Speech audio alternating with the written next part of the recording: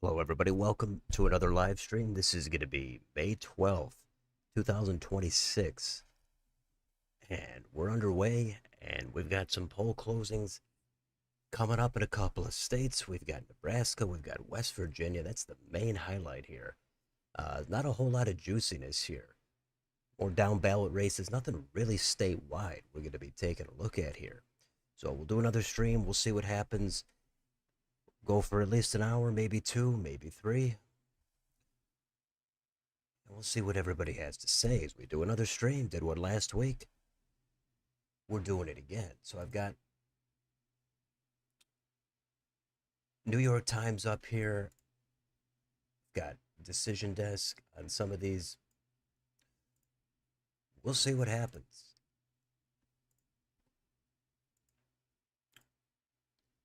But less than 4 minutes away in West Virginia. So welcome aboard to the few people that are going to be in here right away. And give it just a few minutes. We get everything set up.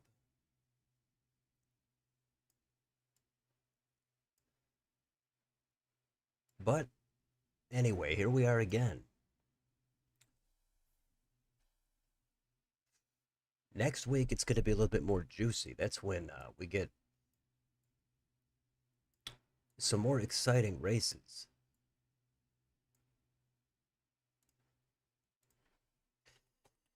I'm going to pull that up, actually.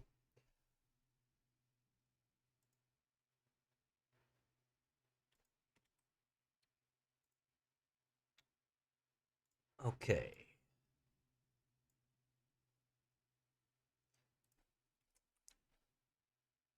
Here's the primary schedule. Next week, the 19th, it's a little bit more exciting. June 3rd, it gets even more exciting, potentially with California. And there's a lot of action coming up here. We can't forget about this Texas runoff on the 26th. But a lot of states next week, 6 of them today. It's technically North Carolina runoffs, but there's really nothing to look at there. So we're down to just Nebraska and West Virginia. So a couple of fairly red states, especially West Virginia. And I don't think we're really expecting much here. Which Democrat is going to take on Shelley Moore Capito doesn't really matter. Um, we've got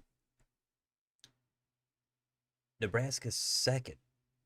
Which Democrat is going to try to replace Don Bacon? Could Republicans even hold this seat? Well, here's the poly market results right here.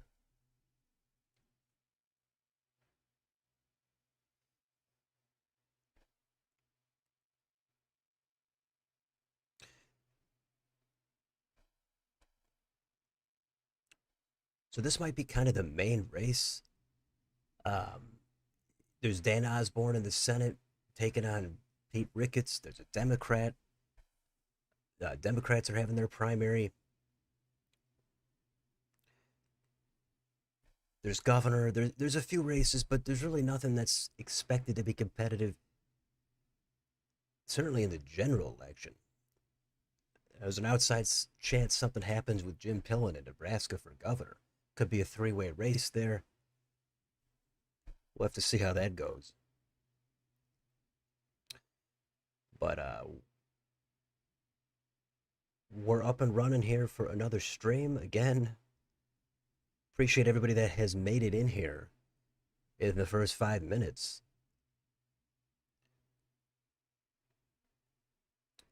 So I'm not sure how how exciting it's going to be. Kind of like last week, we didn't have a ton of action.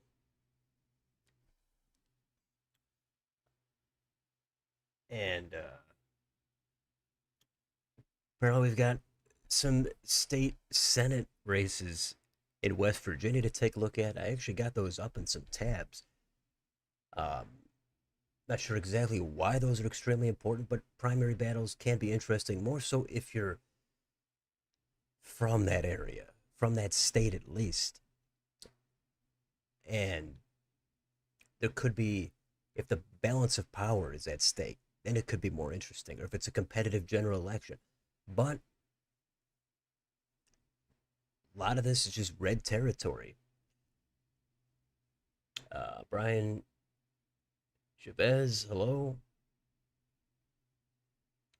Um, could you send me a copy, the link to your article about each of the states tonight? Uh, yeah, I mean, you could. I don't know how through email. I assume you're talking about, uh, or posting it right here. I mean, it's always tough for me to do check out additional content, just given whatever I've got going on behind the scenes, including the channel. Um, it's tough, so I try to not add additional things on, but I mean, things could always be sent. Sarah Gomez, hello. Good to see you. Shadow Legend. We got some people in here right on time. So West Virginia is closed.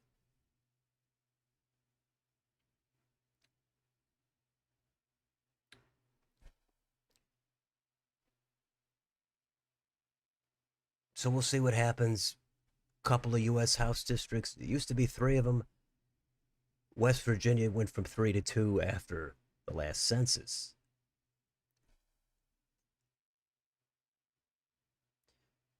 So I'm not aware of anything too exciting to watch here. Again, I kind of covered the main ones. Nebraska second with the Dems. That's kind of the main thing. Um, that's the Omaha district. It's going to cover where Don Bacon is retiring from.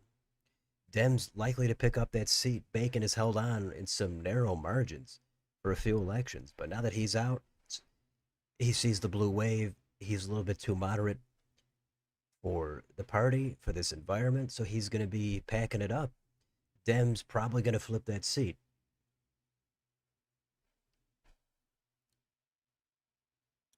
And meanwhile, Republicans probably going to get the seat back in Maine second. So both red and blue states kind of doing the inverse of their electoral districts here. One goes for Harris, one goes for Trump, but they elect the opposite party in the House. Now they're both going to be leaving, and those are both pickup opportunities for each side.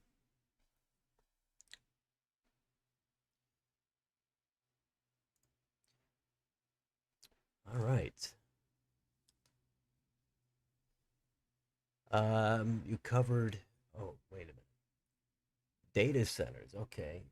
Yeah. I hear that there is a big debate about the data centers and the water usage, etc. Um, yeah, that's certainly all the main two to three issues get all the attention, but voters might care about some other things that are not as flashy. Could be data centers. Um, okay, you covered West Virginia State Senate races. Well, again, I've got them pulled up in the tabs. I'm not sure the dynamics though. I can't really comment on them. I'm sure you. Sounds like you've looked into that and wrote about them, possibly. I think on Substack. I think if I recall correctly, but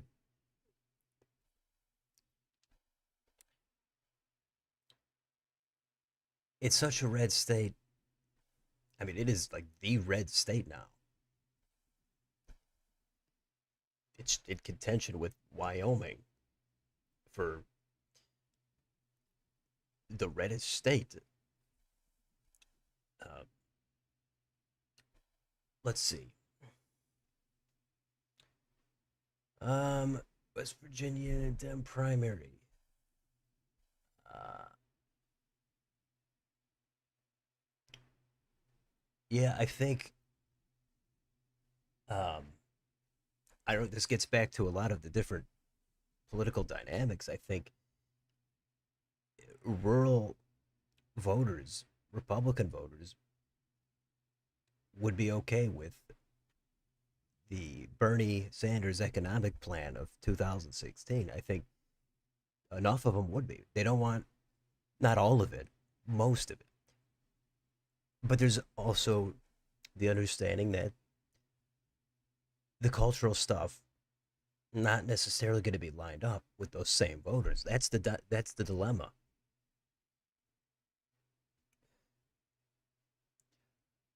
At least that's how I see it. Um, Primary numbers, I personally, if you've seen my videos, I don't really put a lot of weight on primary numbers. It's something to take a look at. It doesn't mean zero, but so many times I've just seen primary numbers, and then the general election, it just doesn't matter. So it's not something I really think about a lot, but I do point it out wherever it's relevant. Um, yeah, Nebraska, most interesting. Yeah, that's coming up in a little bit. We got a little time on Nebraska, so we're gonna have a little bit of time to kill here. So hopefully we get 10 million people in the stream. But that seems like it's filled in actually more now than it did last week. Maybe last week was a little bit too early. Um, when's the next voter registration shifts video? I try to put it out in the middle of the month, so I would assume either later this week or early next week. I don't I don't put those out really on the weekend. I would think Friday or else Monday or Tuesday would be the latest as of right now. So within the next week, I think you'll see that one. That gives Pruser enough time to put out his data, gives me enough time to compile it, make the video. Nebraska, other district that Osborne carried, and only area they went bluer than the whole country. Yeah, I think that's right. Yeah, Nebraska's first. Now that you mention it, that district it's red. It's not. It's nowhere near Nebraska's third. So Republicans, if they redrew this map, I mean, they could get all three pretty comfortably, and they could certainly make the second district, much bluer, safe for the Dems, and then the second and the third would just be super safe for the Republicans. But they could get all three if they want. But right now, yeah, the first district, which is outside of Omaha, that one is not super super red. I think that's the Mike Flood district, and he came in on a special election himself, and that was a little bit more competitive. I remember that.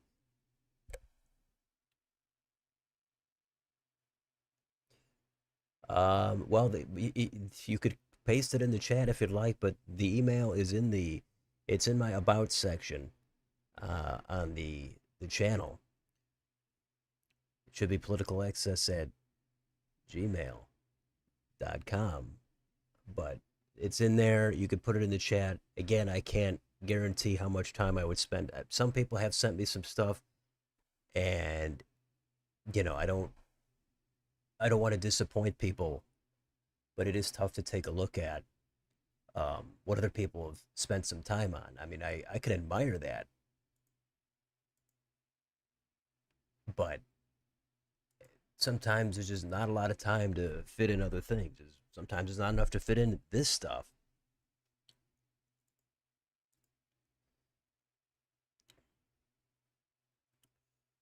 Okay. So we've got nothing in here yet. We'll see how quickly they can count their votes. Um, oh, you're from West Virginia. That's interesting. Yeah, I always like to get people whose state is happening in the chat. Um, okay, I'm not sure. Oh, here we go. We got the results right here. And look at that. The incumbent is trailing. Is this the end of Shelley Moore Capito? Is this the end of the that political dynasty? Um,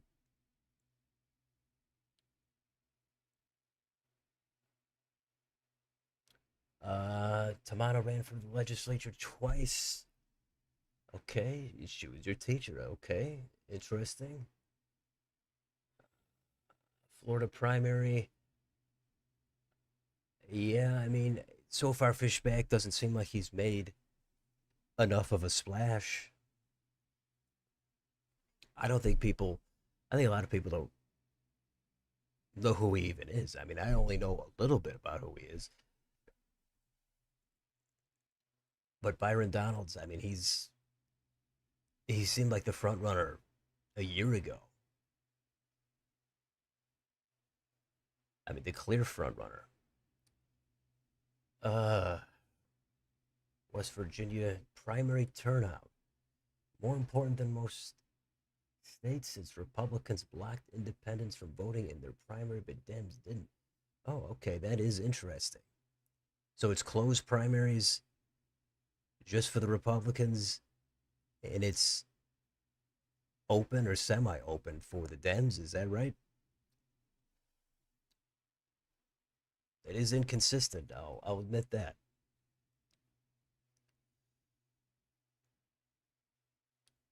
Uh, there we go. We got a little bit more in here.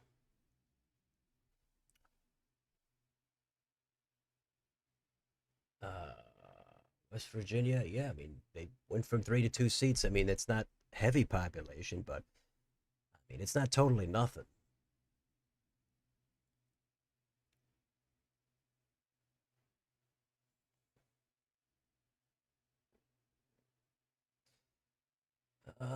Okay.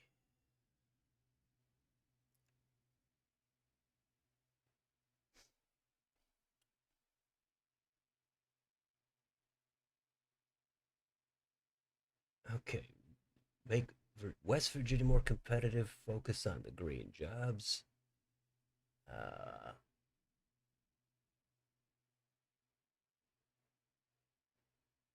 any predictions for the Oklahoma Republican primary? I was looking that up last week,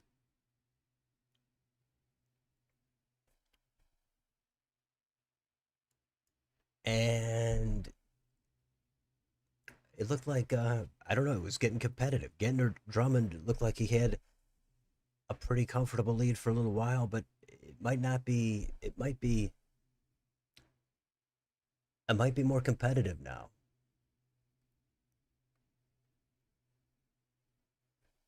But we'll see what happens on that one. Um, West Virginia, 8% vote turnout. Uh, Election day will be more bluer. Okay, Shelley is really disliked. Well, how much is that going to translate into the general election? Yeah. Remember Joe Manchin did win re-election here in 18. There was a blue wave, kind of a little while ago at this point. We're talking about 8 years, but he did win re-election by a few points, and that was because he was well established already. I know a lot of people don't like him nationally and such, but he has a little bit local appeal. That's why he was able to win one more time in 18.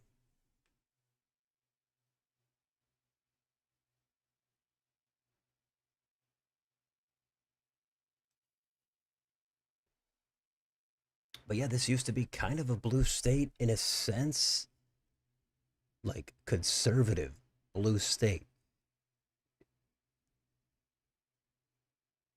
Um, Robert Byrd, Jay Rockefeller, those guys dominated for so long. But then I think the national cultural stuff is what really cost Democrats in these red states, or at that time, maybe lighter red states.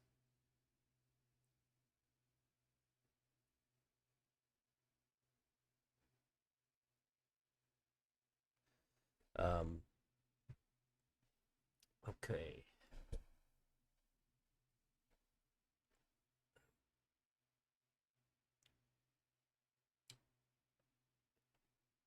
See, difference between these candidates, I'm not even sure myself. Um, Again, in these general elections that are going to not really be competitive, it's so hard to focus a ton on the primary unless it's really going to be a kind of a big time race. And I haven't heard that's going to be the case here at all. Um, I mean, Shelley Moore Capito, she she's getting up there in age herself. This could be her last race, and Republicans still just getting used to winning federal elections here, as well as for governor. You go back just 10 years, Dems were uh, still kind of a force here. Certainly 15 years ago, really started to go way down. Only going back a few elections.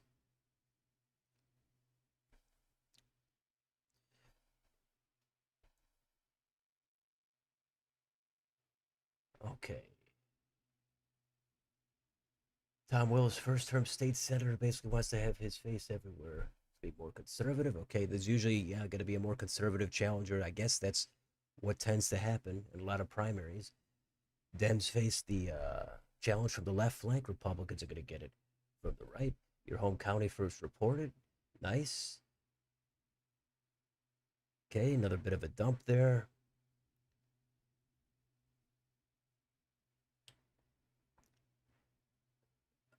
Fishback is known among red pill guys.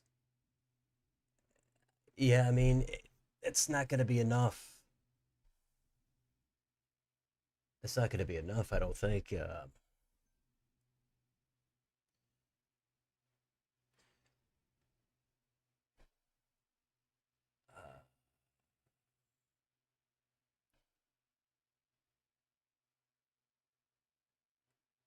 okay, Fishback. I don't think he's going to win that, but he hasn't really gained enough traction. And there was also the lieutenant governor too. I've been seeing, actually, I haven't even checked on that race in a couple of weeks. Bill Clinton thought he could have won it for Gore. Okay. I mean, yeah, back there was a time where the state, yeah, it was federally a little bit competitive, and it was even blue if you go back enough.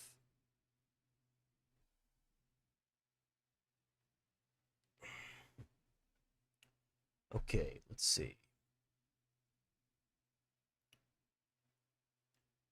Yeah, Capitol will be 73 if she wins a third term. So yeah, probably retire in six. Yep. But hey, look at Chuck Grassley. He's in his 90s. Uh, okay, country roads take me home. Okay. Uh, Capitol massive underperforms Trump. What do you think Fetterman needs to do to win re-election? Um, you know, that's an interesting race or dynamic to think about. And I don't know, it's tough to imagine Fetterman going full Republican, like registering as a Republican, running as a Republican. Um, it's not impossible, nothing is.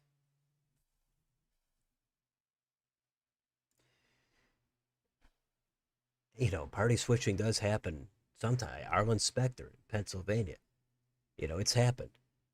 Um, of course, Fetterman's going to get the primary challenge. It could be Connor Lamb, who ran against him last time, but in that race, Fetterman was the progressive. Lamb was the more moderate. So I don't know what would he run as, the progressive against Fetterman, and of course there's probably going to be others. Uh, but that's assuming Fetterman runs again. He might not want to go through it again. He seems like he's did reasonably recover from the stroke, but as we take a look at the Dems here, more competitive for sure. But yeah, Fetterman, is he going to run again? I'm not convinced of it. He could pull a cinema and be one and done. He could run again in the primary. It depends what the national environment looks like. If he goes full Republican, though, Republicans might, he would have to go like full Republican. He can't go voting with the Dems 90 something percent of the time and then try to act like he's a Republican. That's not going to cut it. He'd have to go all the way, or at least more than he's doing, because Republicans like him as a Democrat, just like they like Susan Collins as a Republican. But if she was a Democrat, they'd hate her. Just like if Fetterman became a Republican, they're going to need probably more from him if they're going to embrace him. But he could try an independent route, but it's complicated. But I mean, everybody loves a mild or conservative or a crossover type of senator when it's the other party. Joe Manchin, the Cinema, Collins, Lisa Murkowski, and Fetterman. People, the other side loves them, but their own side then says, well, wait a minute. We want somebody to vote totally with us.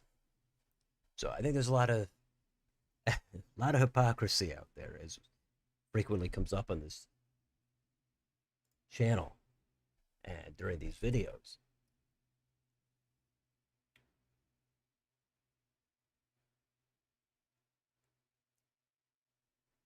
Um, okay. Uh, yeah, Byron Donalds in Florida. Yeah, he got that Trump endorsement a long time ago. His name ID is way higher. He's been on a ton of media for the past probably couple of years.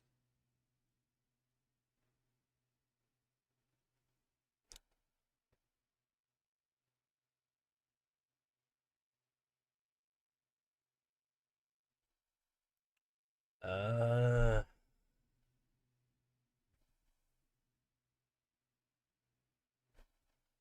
okay. I got an email, Nate. So again, I'll take a look at that, but I'm not sure if I'll be how much time again, or if I'll be responding or whatever. But I did get it. So okay, let's see. We've got these state senate races here. Okay, in West Virginia. Here's the second district. I guess this is an open seat, I assume. This one so far 8% and looks like a total lopside. And here in the third, the incumbent is in the lead by over 15% and nothing in the eighth.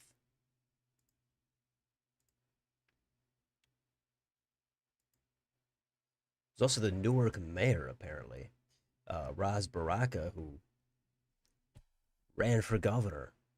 I guess he's going to be on the ballot again. So that's coming up in about 5 minutes.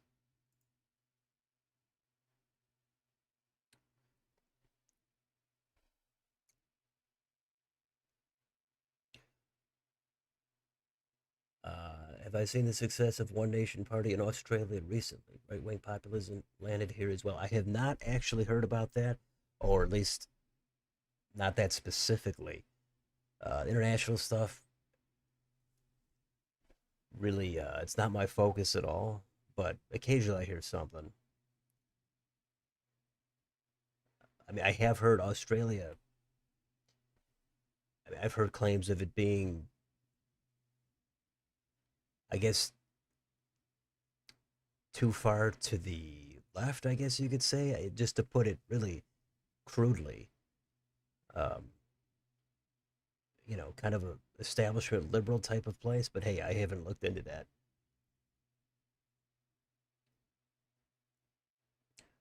Most progressive Dem candidate for the Senate? That I can't answer.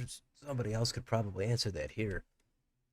Uh, Maybe Richard Ojeda. He should move back to West Virginia. He could have ran. He ran for president too. That's what was crazy.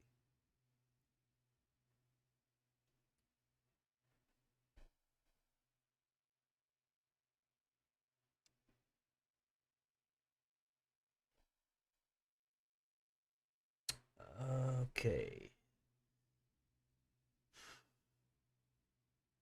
Shrewsbury. Okay.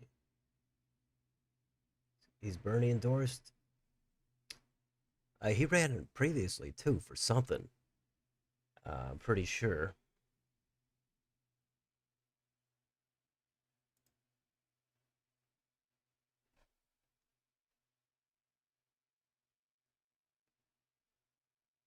Um,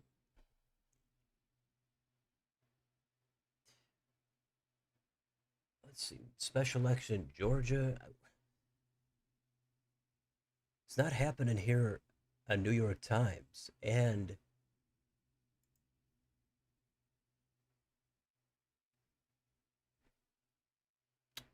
Decision Desk. I haven't seen it come up here either.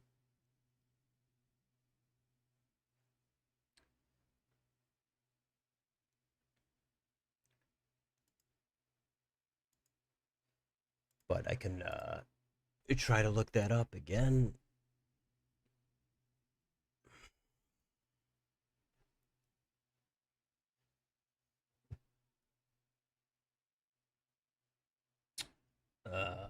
Okay. Green Party as a mayor in West Virginia City. Okay, that is interesting. Population under 300. Okay, anything goes in a small town, I guess. How do libertarians become more popular? I don't know. There's so many different factions once you break down some of these parties. Um, Chase Oliver seemed to be more kind of a liberal libertarian, and once you get past the initial claim of your platform of limited government and individual liberty, then you're going to have to go through the detailed issues one at a time. And then you're going to, I guess, inevitably run into some divides. So I don't know. I generally advise both parties or anybody. I would generally think most success for a candidate running would be more populist on the economics, more populist on the cultural side. So you'd fall on the right on the cultural issues, you'd fall on the left on the economics. Of course, that's just speaking very broadly, but I think that's probably would have more success, a more broad appeal.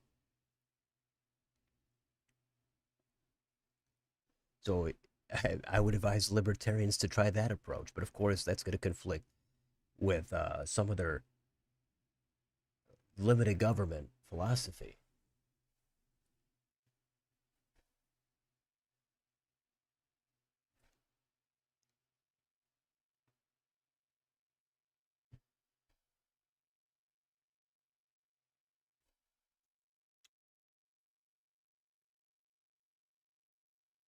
Okay.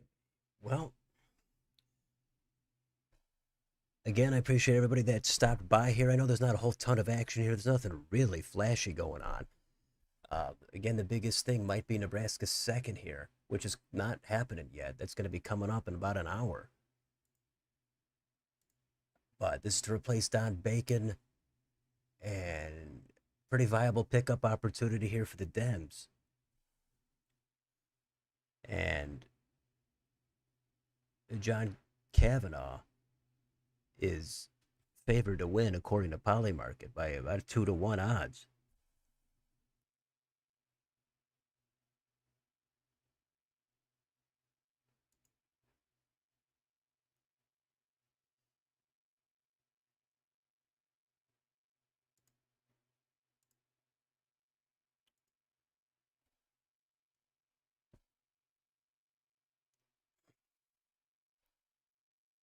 So 6% in here for the Republicans, 12 in for the Dems. I wish it could be the same. I wish it'd be 12 for both, but this is what we've got.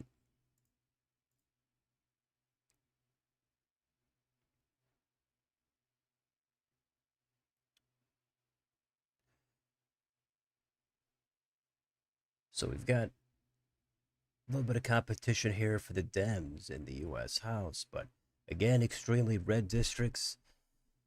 Not much you can do here. That's just how it goes in some of these deep blue districts, deep red districts. The out party just, you know, you you're you're running just to maybe make a name for yourself.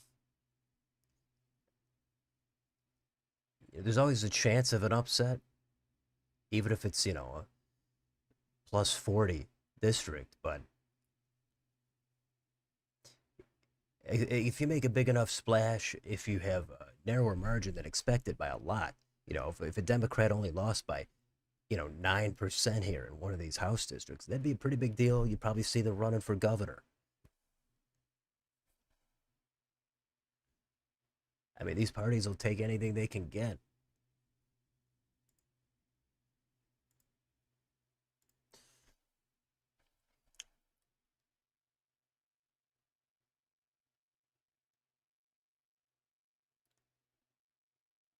Thomas Massey, okay, yeah, kind of like Justin Amash, who became a libertarian, and then of course, that's kind of the end of your career, right? Once you leave the party, or once you go third party. But the party switching, I mean, Jeff Van Drew, remember New Jersey, South Jersey, he became a Republican, and he's having success there.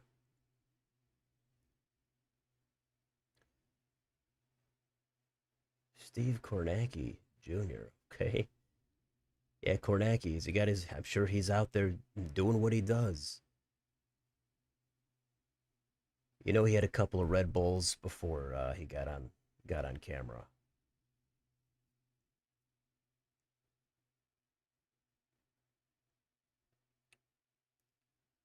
Independence, yeah, Maine has had the independence. I mean, I think a lot of people would look at him like Angus King. I mean, I don't know how many people say, no, no, this guy is clearly an independent, not a Democrat. I mean, it's very, very similar, a lot of overlap. I'm sure he's got a couple of votes, of course, where he does his own thing. But I mean, I think it'd be neat to see a real independent who's voting like 50 with the Dems, 50 with the Republicans, close to it, maybe 60-40, but something really totally doing their own thing. That'd be fascinating. Where somebody gets out there and just says, hey, I hate everybody. But I like some from each side. I'm going to vote with the party that lines up with me on certain things. I'm going to vote them against them on the other things. But then that's probably going to go nowhere too. Then both sides will gang up on you. I know you had like Jesse Ventura in Minnesota, Reform Party, and at some point the legislature, I guess, teamed up to go against him. But it's really tough to go against the two major parties.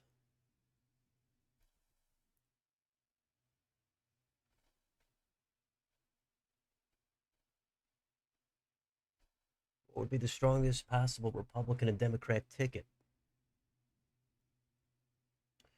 You think Rubio is strong? The Dems maybe Talrico. Well, Talrico, it's too untested. It's too early. I wouldn't think you gotta give Talrico. At least I would have to give him some years before I see what he's all about. But Rubio, I mean, yeah, the major candidates, Vance and Rubio, these are like the top guys. And, people talk about that ticket, the Vance Rubio ticket, the Rubio Vance ticket. I think, yeah, as of now, it looks like it's going to be one of those two for the nomination. And for the Dems, it's just so wide open. Of course, Newsom is at the top. That's just how it looks now, though. Could look totally different in a year.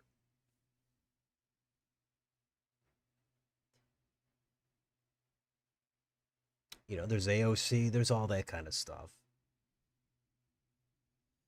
Harris, let's not forget about Harris. I think she's a weak candidate, but she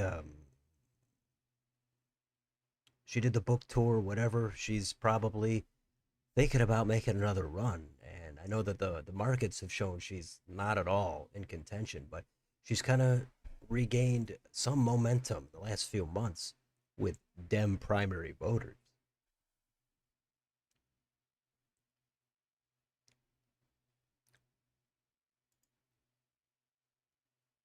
Oh, here's the Georgia special. House District 177.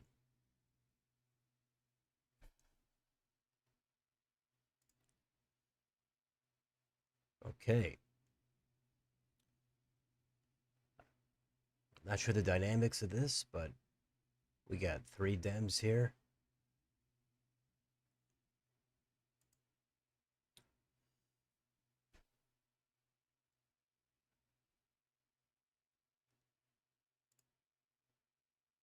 And yeah, it's called here for more Capito, which it's funny because she was losing for about 2 seconds.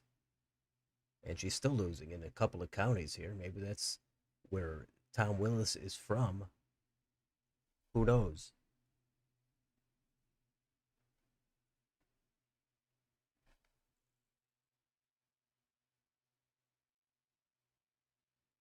Let's see. What have we got here? We got 31 in here. That's actually a lot more than last week. A lot less than 230 we had last year. But good to see everybody in here. Maybe some new faces for this primary stream, May 12th, Nebraska, West Virginia. We're just hanging out, talking a little bit of politics as we wait for polls to close in Nebraska, calling some races here in West Virginia, the Mountain State. Okay, I think Spencer Pratt will do in Los Angeles. Uh, Probably won't do a ton. That's just my kind of preliminary reaction. I think he's made some headlines, but I mean, it's Los Angeles. And of course, there people would say they have issues, like in a lot of major cities. But would they actually want to go full Republican? I don't think so. I don't. I think that's going to be too much of a stretch. And it is easy to go in where one party dominates. You could go into, yeah, deep blue city. You go into some red territory like West Virginia. You could easily say, hey, this one party dominates right here, but here's a couple of issues that totally suck here. So maybe you should give the other side a chance, right? It's very easy to do. You can do that anywhere. You're going to see poverty in deep blue cities. You're going to see it in rural red counties. And one party's in control there. And it gives the other side an opportunity to make a case. And it's not, there's going to be a few issues you could do that on. So with Spencer Pratt, it's easy to go in and talk about, hey, this homelessness, it's out of control or whatever. And I think voters might generally agree with that simplistic type of statement. But I'd really going to vote for a Republican for mayor. And I think he's only a new, isn't he technically an independent? Something like that. But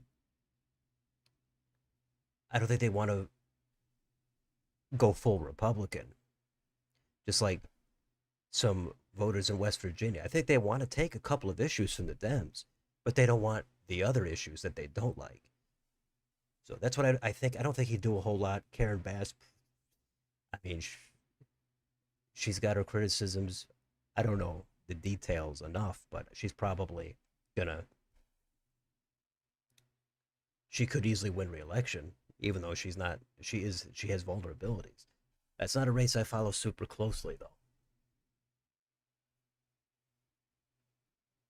Ventura might be able to run again. You know, he was talking about making a run in Minnesota this year, right, for governor. But again, I think Ventura has talked a lot about running for president or for various races over the years, and he's all talk. He hasn't done it. At this point, I think he.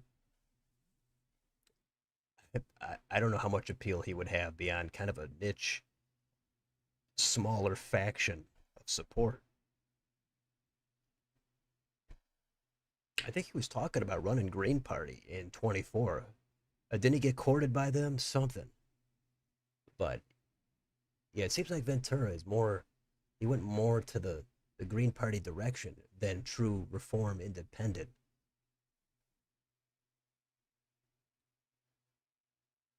Yeah, Talrico, yeah, he's got to do some winning first. Hawley is the GOP's best chances. Yeah, Hawley's the guy I think probably has some relevance in the Republican Party for the future. He's young enough and he's got a little bit of an independent streak, I guess. Of course, haven't gone through all of his votes. Yeah, but the populist appeal is going to be generally more appealing. And for the Republicans, it's going to be on economics. For the Dems, it's going to be cultural. That's kind of what I'm going to be. That's what I say generally in every stream.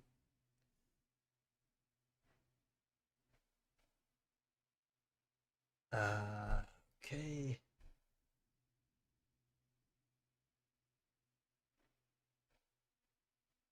Uh, Not sure what that comment is about the NPC replies. Imagine MTG Tucker Wing gonna grow stronger. I don't know. I don't know. I mean, from my perspective, which it's a narrow perspective, right? It's just me. But the Tucker and the Marjorie Taylor Greene, it seems like their influence has just kind of waned a little bit. Of course, with Greene leaving Congress, but even with Tucker, I don't know. Maybe I just don't follow the stuff enough. It seems like he's kind of fizzled a little bit. But hey, maybe I'm completely wrong. Maybe I just gotta get on the internet a little bit more often.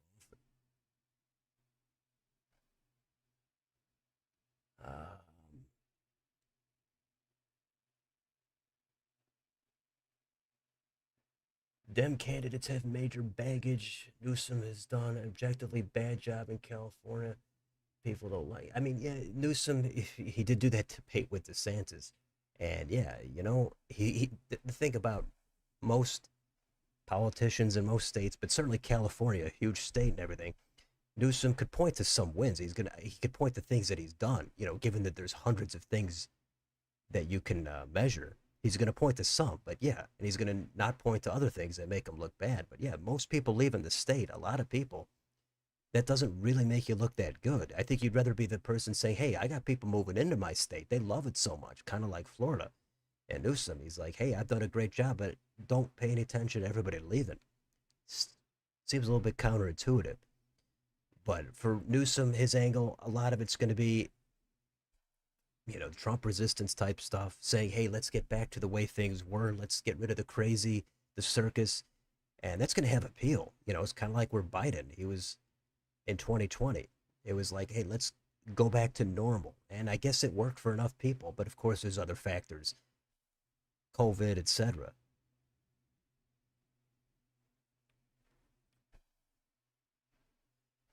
Hello, welcome aboard. If it goes very well for Rico, he wins the general. Yeah, I mean, if somehow he won, then yeah, then of course, then he'd be presidential candidate. We'd be talking about him nonstop for the next couple of elections.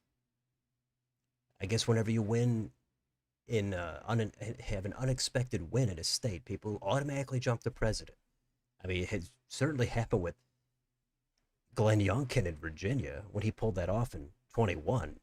it was like, well, okay, now this guy has to run for president, and then we're guaranteed to win because, of course, he'll win his own state and he'll win these other states because he has enough appeal. But that it doesn't necessarily matter. Things change. National environments, everything changes. And maybe Youngkin does come back and do something in the future.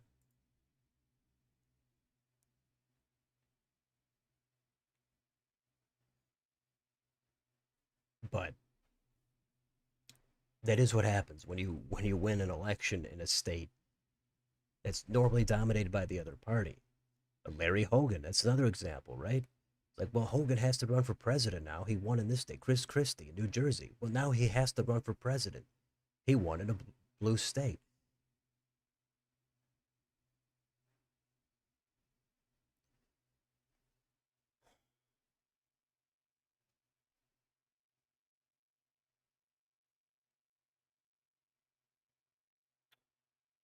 Um, let's see. Yeah, more viewers with less. Yeah, the number of viewers. It's all unpredictable. There's no way to predict it. Sometimes it's like a lot of things in life. You don't understand the Pete Buttigieg hype. Barely held any important offices. Did a terrible job as Department of Transportation. Yeah, Buttigieg. I think. I mean, again, in my anecdotal evidence here, Buttigieg. I think progressives don't like him. I think they think he's just too corporate friendly, consultant tested. So I get that. But then the more establishment side, I do think they find appeal in his identity, and he's not a terrible speaker. But so you combine those things. He's young. He's got the background from a red state mayor, so people just eat that stuff up. And the Secretary of Transportation background, yeah, that depending on who you ask, you know, he did a great job. He did a terrible job. I don't think anybody actually looked into it enough to really know.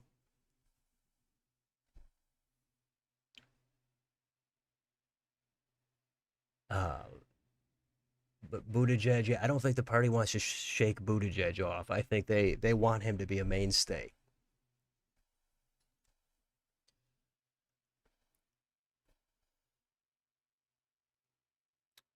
Okay,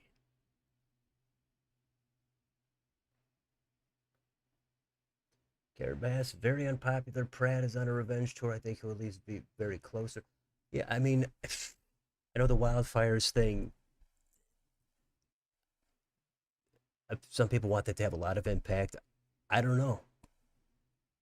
I think at the time when it was happening, it would have more of an impact. But you know, voters don't stay angry as long as some people might like.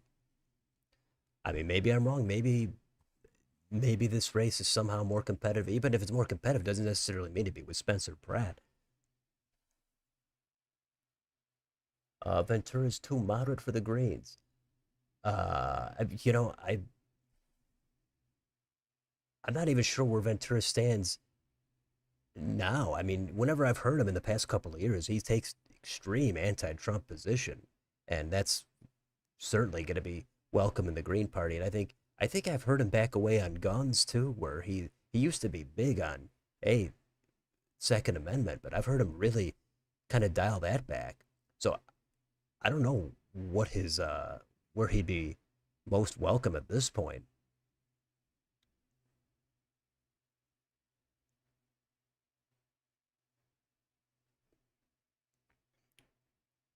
Rubio's ears, I don't haven't noticed them being big. Uh, Neocons started slowly building the ideological roadmaps for themselves. Uh,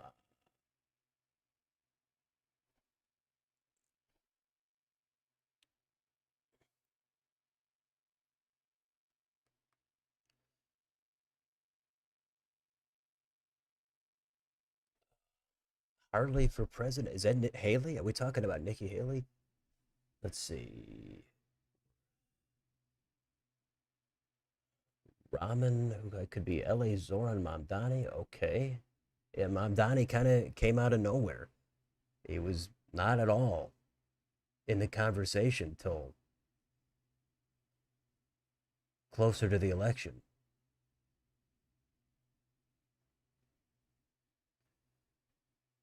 Yeah, Cuomo really blew that one. That's pretty funny.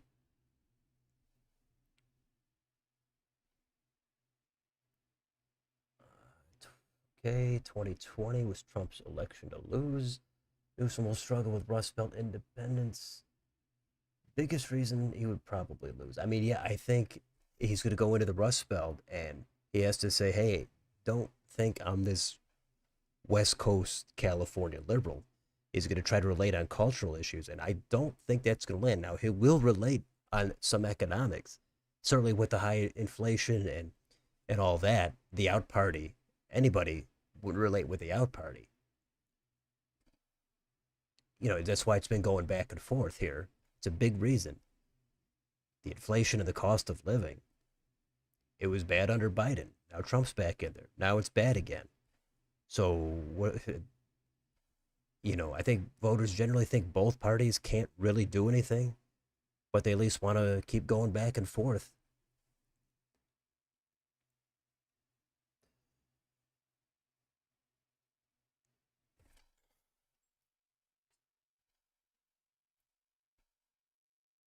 Okay, it's understandable how red Texas is and how red it votes. Glad Paxton is leading Cornyn in the prediction markets. I did look at that. Yeah, Paxton, it was only like 60-40 though. It wasn't convincing. Christie could have defeated Obama in 12. That was his time to run. He would have run, of course, before the Fort Lee bridge scandal, but he would have really been running, yeah, at the peak of his political career. I think after he won re-election in 13, uh, there was a poll for just New Jersey, and I think Hillary was leading Christie by only 3%. I think I recall that. So they were showing, hey, Christie, this guy can make his own state super competitive, at least when he won re-election.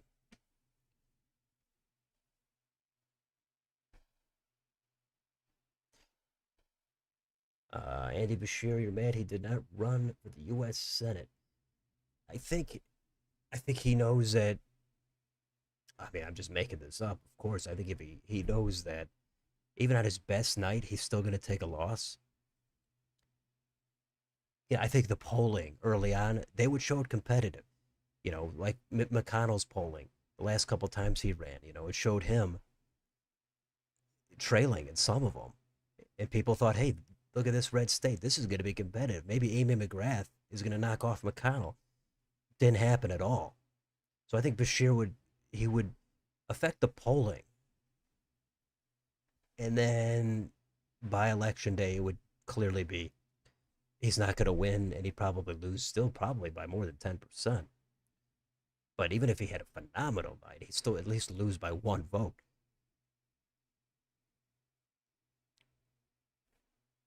And then, of course, he don't want to. He probably doesn't want to have that happen, then run for president or be part of the VP ticket.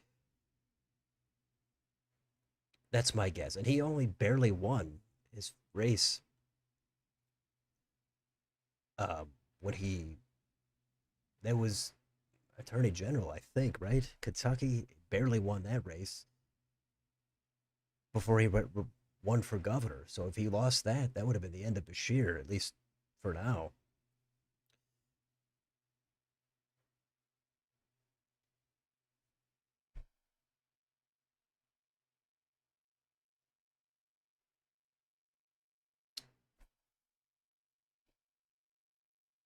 Okay, regardless if it wins in 28, they're not going to have a fun 4 years.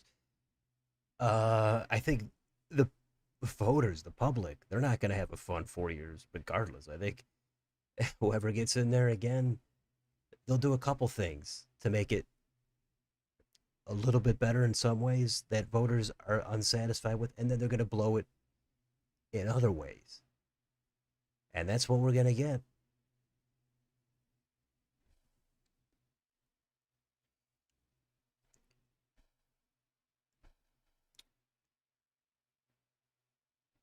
Uh,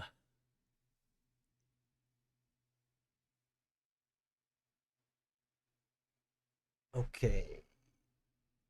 Ryan's house. Longtime viewer, first time stream watcher. Wow, I appreciate that. Love your stuff. Just want to ask, who do you have for Michigan Dem Senate primary? It's your home state. Well, first of all, how long you been watching, and how many have you been watching? And it's great to see you in here. Whatever caused you to jump in here, that's good stuff. But that Dem Senate primary in Michigan, that thing is really, it's so all over the place, and I'm not paying a ton of attention. But it seems like Abdul El Sayed is become the front runner, but can he really kind of win it over McMorrow and Stevens? And then how strong would he be in the general? And he certainly seems to have traction. And I don't know, it's so hard to pick that. I'd have to spend 10 minutes really just focused just on the dynamics of that race to make a real prediction. It's kind of hard to predict in a primary, but I generally for a while I would think that El Sayed would not be the nominee.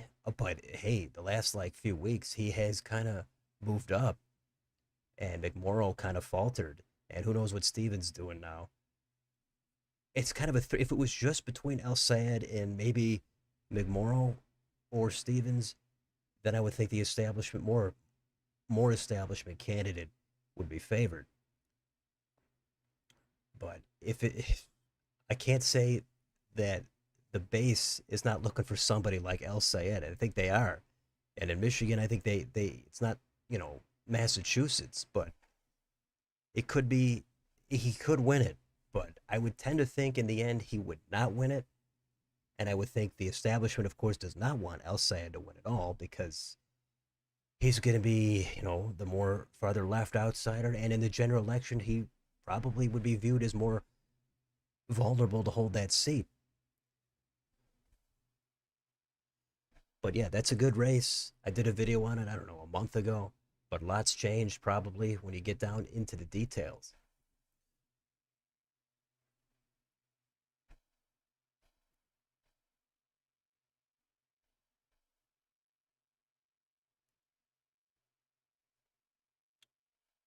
Uh, Karen Bass not even make the general. I mean, I'm gonna have to look more into that one too, but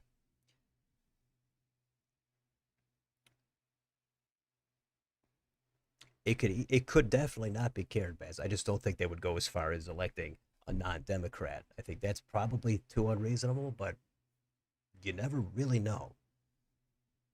But Bass being the incumbent, and I think I would not count her out from being in the top couple. What website has all the election results? Well, I mean, this is New York Times. You've got plenty of options. I've also got Decision Desk up here. Oh, but here's the Newark mayor results. Ras Baraka sales here. He's got 75% with 12% in. But yeah, here is Decision Desk. I think they got kind of a new layout. So there's that. But I think all your basic sites have the results. So half hour away here from Nebraska, we'll see what's going on here. Pete Ricketts, former governor Pete Ricketts, he's got a lot of money, and is that going to be enough to fend off Dan Osborne and one of these Democrats? So with 30% in here, Rachel Fetty Anderson is at about 40%. So kind of a spread out vote here.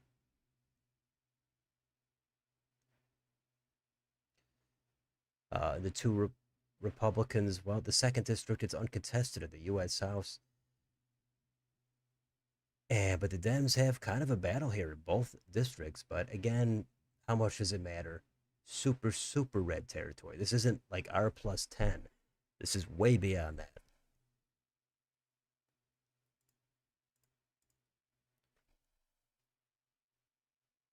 New York City mayor race became racially divided in its racial, the result in its racial demographics. Uh, yeah.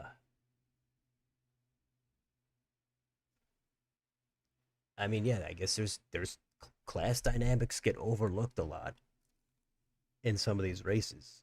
Certainly, the media obsesses over the color and the identity and mutable characteristics. That's the easier thing to focus on.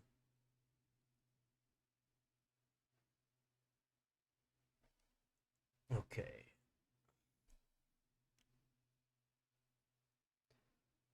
Nebraska's Senate election will be close. I'm thinking it probably might be similar to last time. Pete Ricketts, I think, is a stronger candidate. He's well funded, self-funded. He's got a lot of money. He's the incumbent. He was the former governor, and of course, if he's not popular, he's not this popular guy, but he's the incumbent in a state that is, fairly red, but it could be close. If Republicans want to not sweat out these down ballot races, they're going to have to give up the White House. And once the Dems get in there, then they're going to probably do a lot better. But in the meantime, if they want to hold on to power, they're going to be sweating out these seats that might be R plus 8 to 10.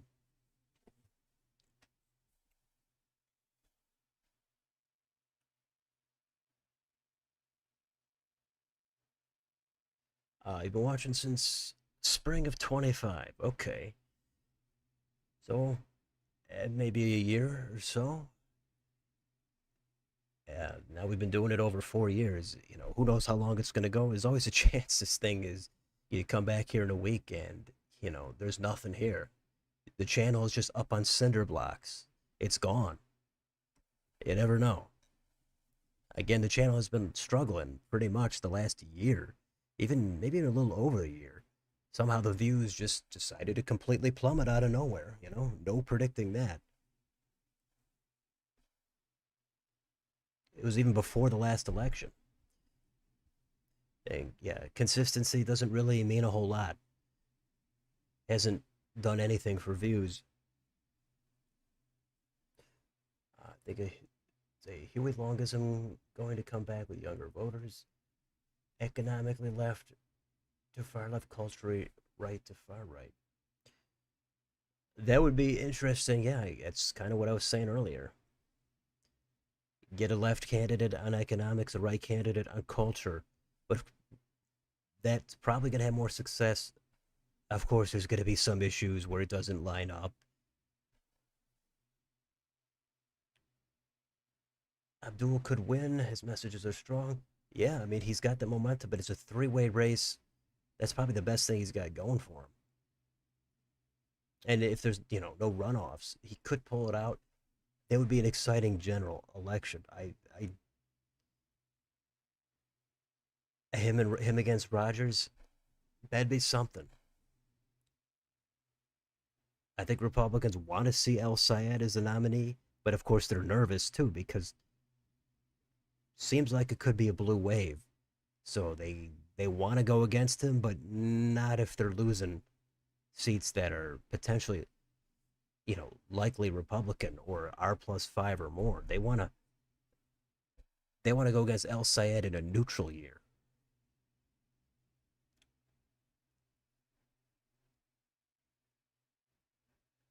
Who do you think would have a better chance of winning, Vance or Rubio? Well, assuming they don't run against each other in a primary, it's a bitter contest. Um, and assuming we don't know who their VP is, assuming it's not the other one. I mean, I would tend to think probably actually Rubio would be stronger right now in a general. I think he might have more of a bit wider appeal. with maybe independents, suburban voters, Hispanics. That's what I would think. But hey, a lot of that depends again on the economic conditions and the sentiment with different issues. This it's a fair question, but it's tough, you know. Vance being the VP, I don't know how much his support would translate into other states. Rubio, he's kind of been on the national scene for a while now. He did run for president. He kind of, you know, didn't have the greatest campaign. He had the water moment, and he had that one debate where he kept repeating the same thing a few times. But he seems like he's handling what he's doing as Secretary of State and whatever other roles he has.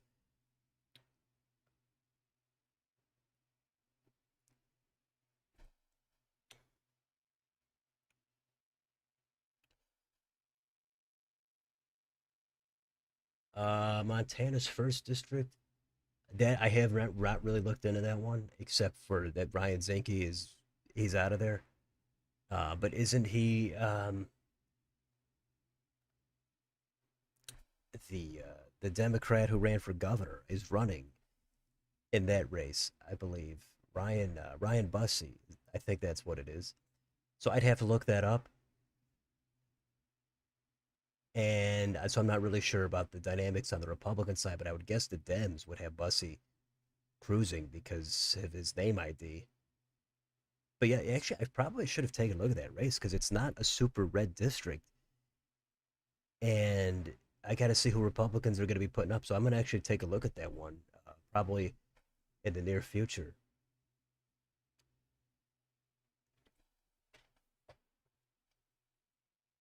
I've been watching since 2022.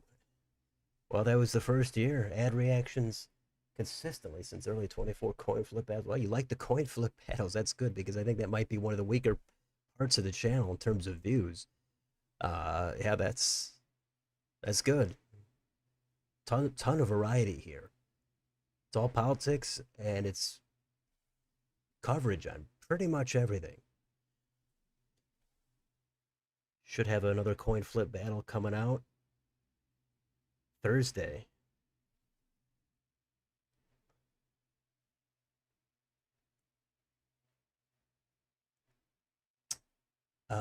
Yeah, I try to get to most questions that are reasonable, especially when there's not a lot of action coming in. It's good to do a community type of hangout for any fans of the channel or any casual viewers. Maybe there's a couple of people that are hate watching. Maybe they just hate this channel so much, but they just want to sit here and soak it in.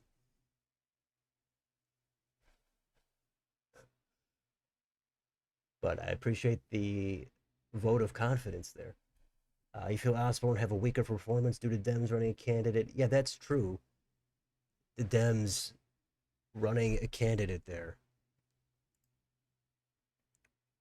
and they've got this primary right here.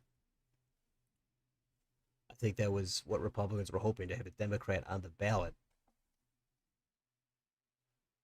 But even so, Ricketts, he's stronger than Deb Fisher. But this national environment certainly seems to be a little bit bluer than it was in 24.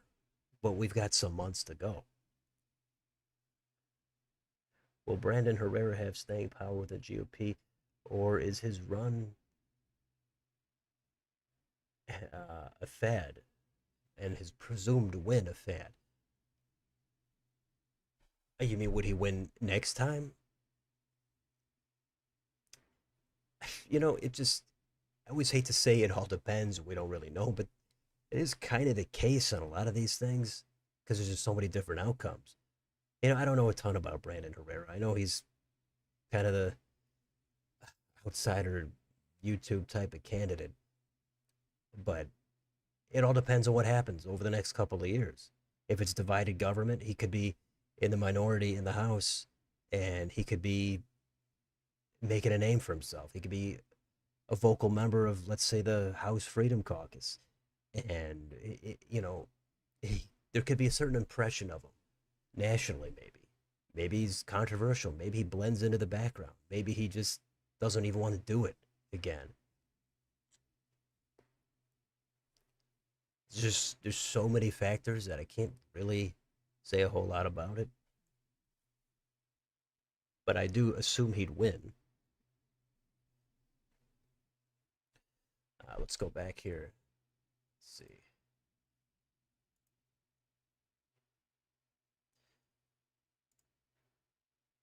Okay. It looks like Dems do have a competitive primary here. It's not like they just wanted to have one candidate be unopposed because they know that they're very unlikely to win in the general. They're actually battling out here. It's good to see. But it looks like somebody's going to win without a majority of the vote.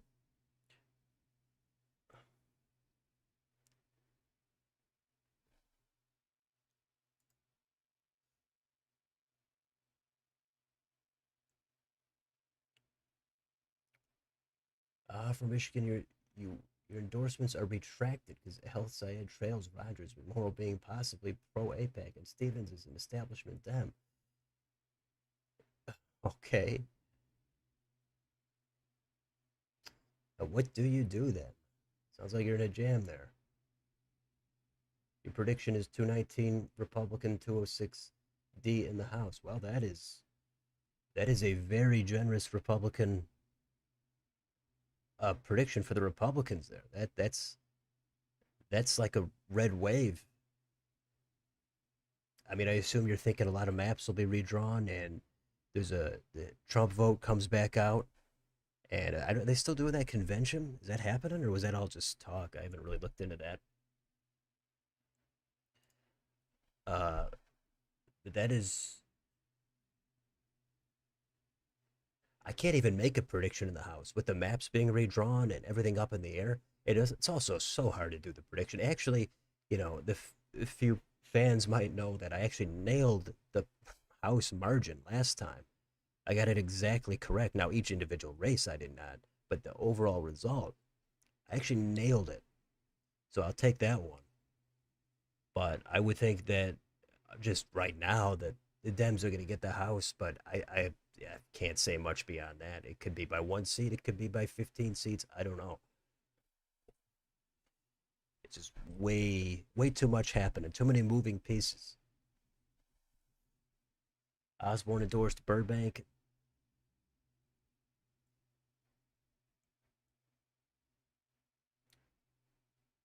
So Osborne endorsed a Democrat and he's running against her as an independent. I don't follow.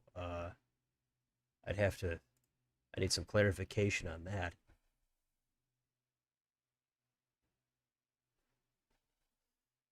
Among swing states, Rubio would do better in Georgia, North Carolina, Arizona. Yeah, I agree with that. Vance would do better, potential or exponentially better. Pennsylvania, Michigan, Wisconsin, Nevada. Yeah, I would. Well, I'm not even sure about Nevada anymore. But the Rust Belt, I kind of. That's what I would conventionally think prior to the last year and a half. Now, I don't know. I mean, Rubio seems like again he's done pretty well with the base again with anecdotal evidence. So I don't know anymore. I'm not sure how strong Rubio would be. He's from Ohio. He seems like he would have Rust Belt appeal, outsider, but I'm not sure anymore. He could still have it. Did Cindy Burbank say she would drop out if she won the primary? That I'm not sure of. Does West Virginia have a 50% runoff rule? I don't believe so. Um,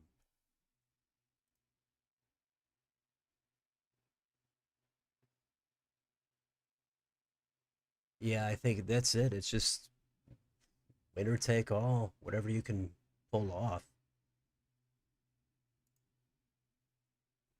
I do like to say, it's not satisfying seeing somebody be the nominee with 37% of the vote.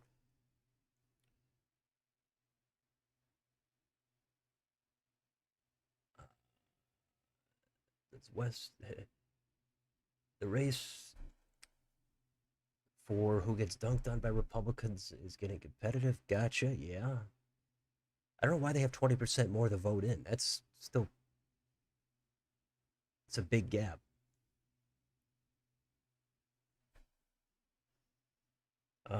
During presidential years, there's some sort of goofy outsider who runs either party.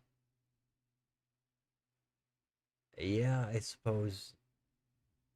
And it, I don't know if that's going to stop anytime soon because I think there is there's an appeal for saying that you hate both sides and you're tired of both parties because most voters actually would say, yeah, that's kind of true. But once you go beyond that, then people start to say, well, I don't know. I don't want to try anything new. I don't want to risk seeing the bad side get into power. So people love talking about third parties in the abstract.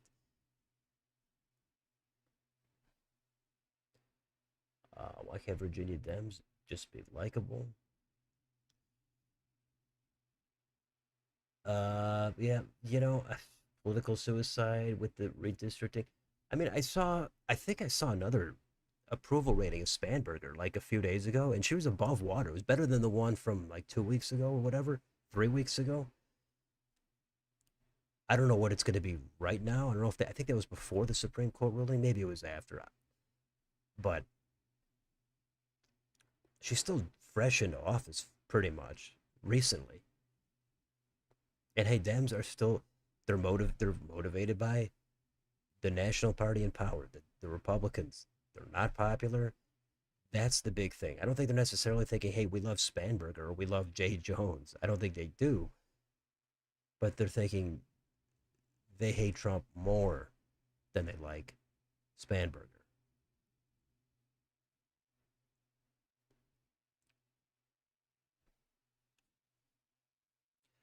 Gun control not popular outside Northern Virginia either. Okay. 54 Republicans, 46 in the Senate. That's a pickup there for the Republicans. You're probably talking about Michigan, maybe, or Georgia. That would be an epic night for the Republicans if they had a gain. I know in 18 they had a two-seat gain, which kind of does defy the blue wave narrative. But the House, it was definitely blue. Um, Afro Man considering running for the Libertarian nomination. Andrew Yang considering running under his party. That sounds like something that's not going to be really notable outside of a very narrow slice. You're predicting 218 Republican, 217 Democrat based on redistricting news. Best case for the Dems, 225, worst 214. I don't know.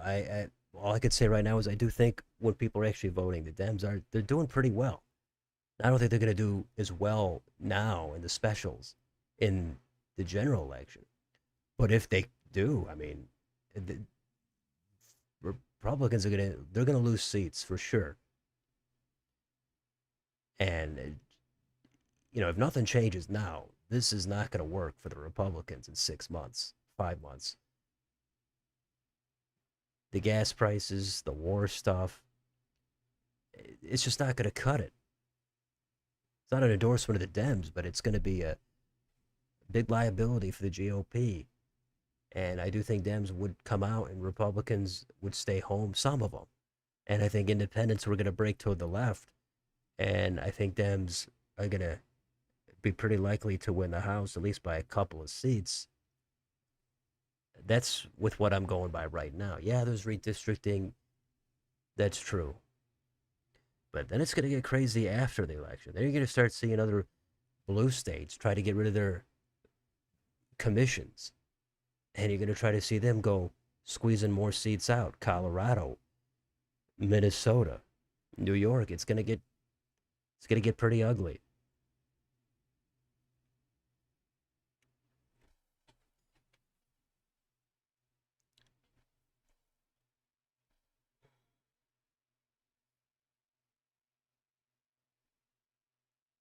You think Osborne endorsed Burbank just before the primary, and then she'll drop out after?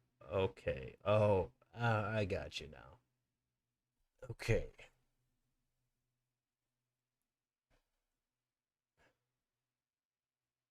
Country roads take me home. Yep, got that again. Rubio could have a chance in Pennsylvania, but he would lose. Hey, it's all fair. I don't know. You know, I'm pretty open on some stuff. I've been wrong on predictions and everything in the past, so who knows? Your dad is running. That's interesting. Like in these races, or do you mean he's just out for a jog? Dwayne the Rock Johnson for president? Yeah, I've been hearing his name tossed around for a while now. I don't know what he actually says about it though. I haven't actually heard him discuss his any kind of a platform or anything. So I have no idea where he stands on the issues besides some probable generic stuff about, we need to have the government work for the people and all that, kind of like Matthew McConaughey, kind of disaffected generic type of platitudes. But where does he stand on the hard issues? Give him about 5 or 10 wedge issues, and let's see him actually answer it instead of just meandering around.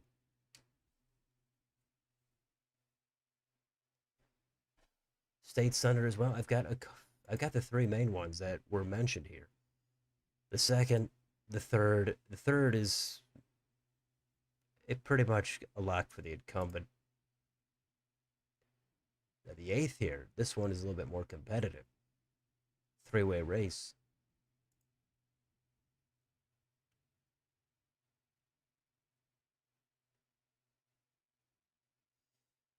Uh,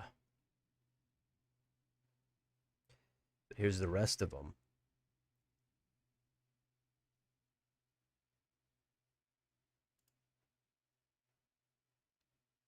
Yeah, this is pretty local. If you're from here, or if you really, really love West Virginia state senate politics, this is going to be for you.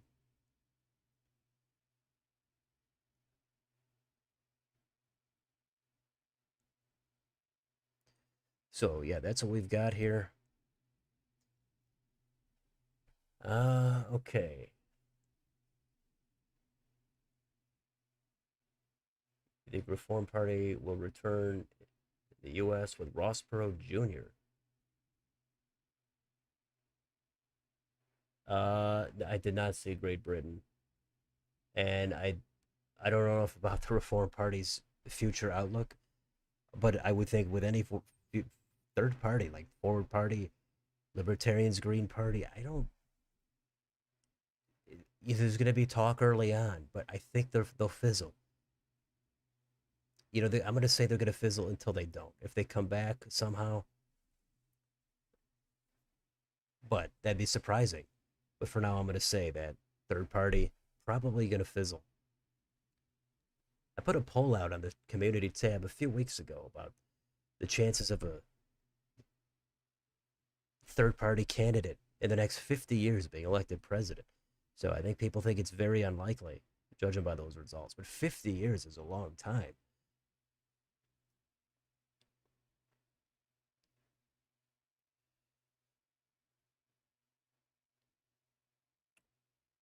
Who do you think would replace Mike Johnson hypothetically if he resigned? Do you mean as speaker or do you mean in his house district? If it's in his house district, then I don't know at all. I'd have to that gets into the local Louisiana politics. Plus, they're going to redraw that map, I think. So I'm not sure about that. But as speaker, I don't know. You look at whoever was in the running last time. You think you had Byron Donalds in the mix. You had Jim Jordan. His name's always thrown around. I think it might be more. They're probably thinking about it right now. Like, who is going to be House Minority Leader if Dems win control? Because they're going to have to figure out how to become the resistance then, at least in the House. And that's going to be tough.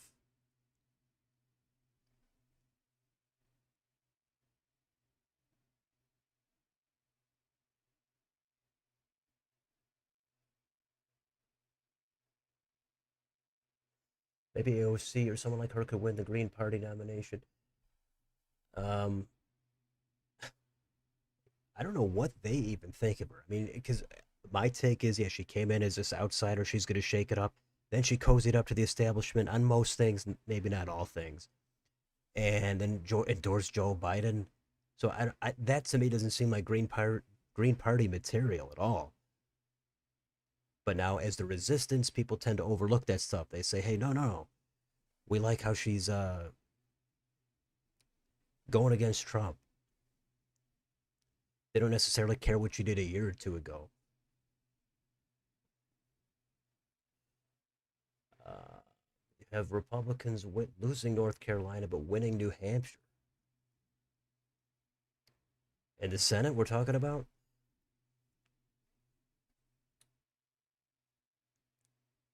Well, the Roy Cooper race, yeah, that seems to be like he's got that one. Not guaranteed, but he's favored. And New Hampshire, that one seems like, yeah, Dems should hold on there with Pappas over probably John Sununu. Uh, I think there might be a few people think that it's his brother Chris running. Who knows? But yeah, as speaker, well, I hope I answered that. I don't know. I mean, yeah, Jim Jordan's name is thrown around. Yeah, I think you'd have to look at somebody younger, somebody who's going to probably be in there a little while, somebody who speaks pretty well, captures the energy of the party in a post-Trump era, because Trump's going to be gone, and they need to have somebody that can articulate the platform and the vision. So probably somebody who's been in there for at least a few years, 6 years, probably 3 terms, but somebody who hasn't been in there for 25 years.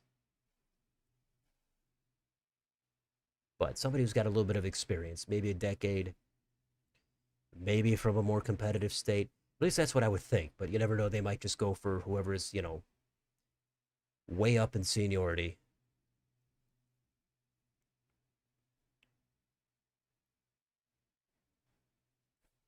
Oh, yeah, Nebraska is coming up.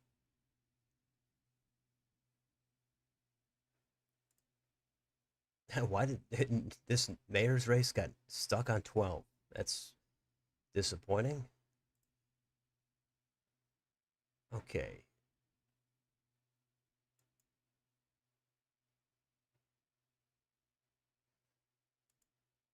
Here is Nebraska's second Democratic primary on Decision Desk.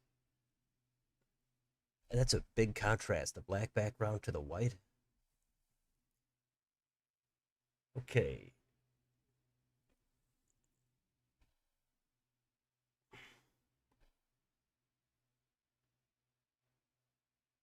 Uh, isn't he independent but signs a bit left? I'm not even sure who we're talking about. Nebraska will be general election R plus four. Okay. West Virginia Hills. Parks and Rec is a perfect show that is comedic and political at the same time. Yeah, I did see some of that show. It's not bad. Your mom is running for the state senate in 28. One of the Murfreesboro districts. Okay. Is she not in office now? She's going to go from nothing to state senate, or she's in the state house, or she's at a school board, or some kind of a local uh, county race. Newest poll has Osborne up 5, but whether it's state, who's behind that poll? Every poll I've seen that showed Osborne in the lead is his own poll.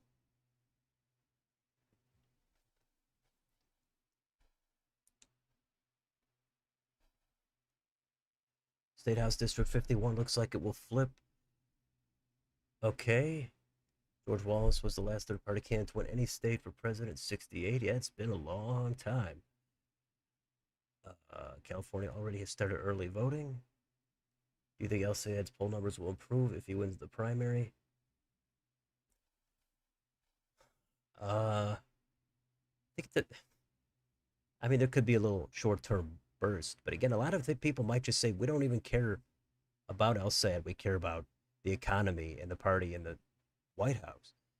So they'll vote for El Sayed regardless, unless something crazy happens. I mean, look at Jay Jones, right? He won easily in Virginia, even though he had the big scandal with the violent texts. But enough voters said, "Hey, we don't care about that. Well, they might care, but we want to vote against the party in power nationally." But it also depends what happens with Stevens and McMorrow if El Sayed won. Did they endorse him? Did they come out and say, "Hey, we're all in this together. We want to fight for the voters of Michigan and bring prices down, and El Sayed is the guy." I don't know. I think we're still struggling to see Janet Mills back Graham Plattner in Maine. So I don't know.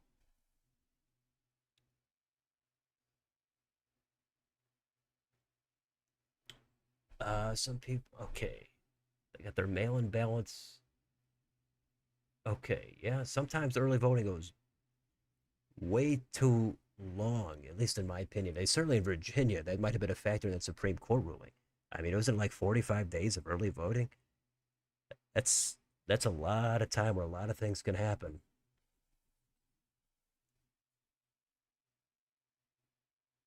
Okay, here we go. We got Kavanaugh at 39.9.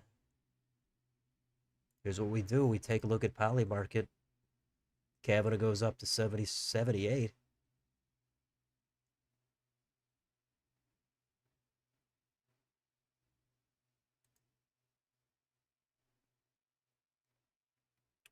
All right. Um, you think Republicans will win in Michigan? Democrats will get North Carolina, Maine, and hold Georgia 50-50 at Alaska. Dems get the House 224-27. 3 to 5 Dem year pickup. Yeah, that's probably not too far from what I would think right now. Uh, yeah, this is probably a flip for the Dems here. Republicans redrew the map, but they didn't make it to where Dems can't win this thing.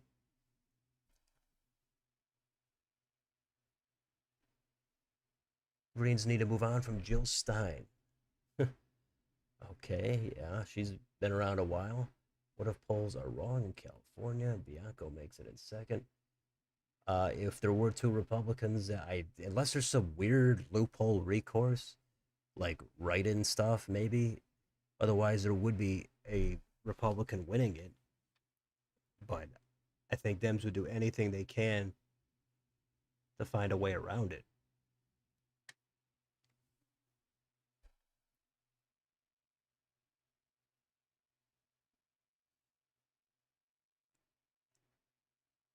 Okay, was there a Dem primary for Nebraska Senate? I think there was some court ruling where they had to stay on the ballot, and I think one of the candidates wants to actually run. I think that there was talk about them being a plant for the Republicans just to try to split some vote off, something like that.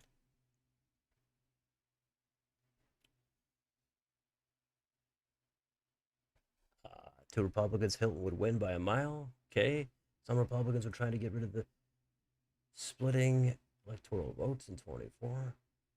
Yeah, it is weird how two states do the splitting. I mean, I mean, it evens out politically now, but it is weird.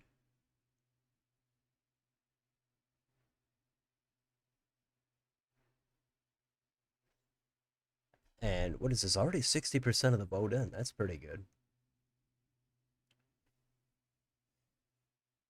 Stan Smith, the dad from American Dad, Republican. Uh, I'm not sure. Yeah, I would think he's portrayed like a caricature like that, but I don't know. Imran is a co-founder of an HR company, Navy veteran. She's experienced and she's ready for Tennessee. Okay, well, hey, going right into the state senate. That's something. I don't know what her platform is, but hey, good luck with that. Bianco hoping to run up the numbers of Riverside and San Bernardino. Outside, there, neither side likes him. Okay. I mean, are people liking Steve Hilton? I mean, he's got the accent, and I don't know.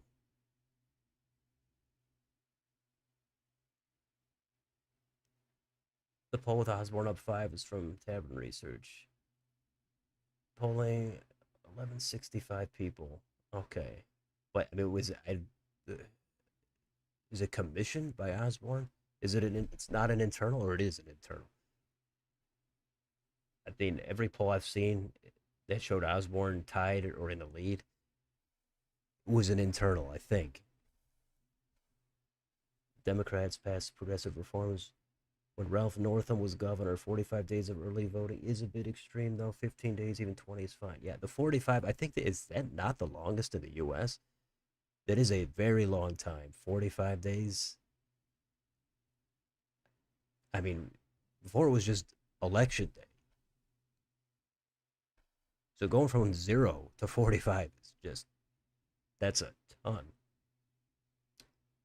Ras Baraka won. Yeah, I covered that. No competition there, really. Ricketts, Burbank, Pillin, Walls already at 1. Oh, yeah, let's see. 20% in, Ricketts 78%. He's got 79 in Douglas.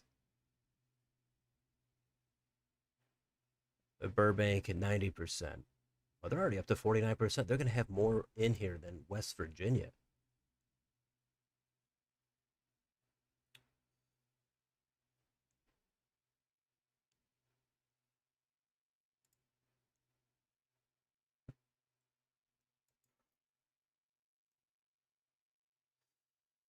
Okay, here's Jim Pillin at 75%.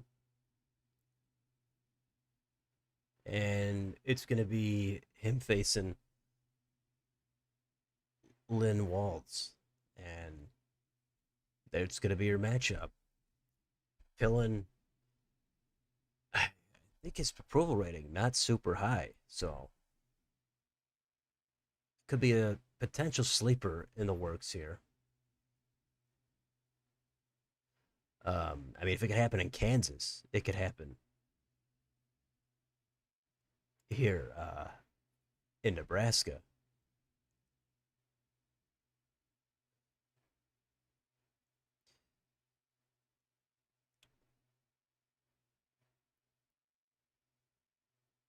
Okay, let's see what happened to this market. Still 78 for Kavanaugh. I guess he's a state senator. I guess the governor can appoint the replacement. And there's the whole dynamic with that could be enough to get rid of allocating their electoral votes by congressional district.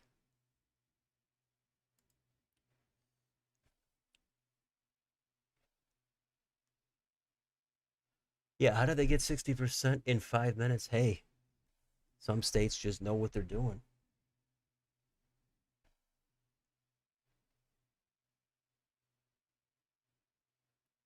Senate 12th in West Virginia is kind of close.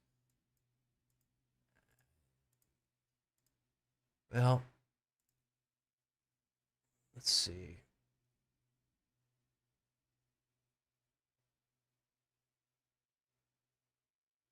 46-27. Okay.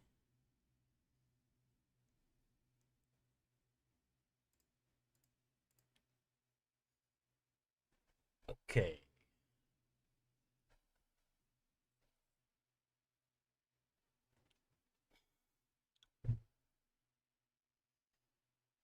Same with 14-15. Okay, yes. A lot of down ballot Senate races. 35% of the vote in. LA will be the watcher county. Decide who goes to the general. If it's a Dem poll, it's not from Osborne. Okay, that's could be something. Again, usually the out party, I think, does better in polling far out from the election. You know, we saw it with, let's say, Evan Bayh in Indiana when he was trying to come back. Tommy Thompson in Wisconsin when he was trying to come back. Larry Hogan, when he ran for the Senate, he was in the lead in polls because it was 6 months out from an election. People knew his name. But then when people actually paid attention, they didn't win at all. Phil Bredesen in Tennessee, that's another one.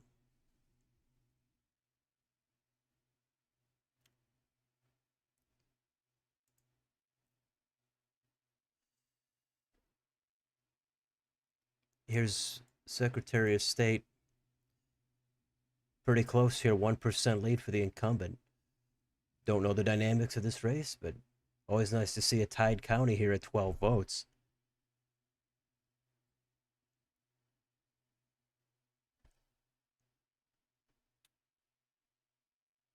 Okay, yeah, there's always interesting dynamics in some of these legislatures. I know Republicans were wrestling with getting out some of the more establishment candidates in certain states like Wyoming over the past few years.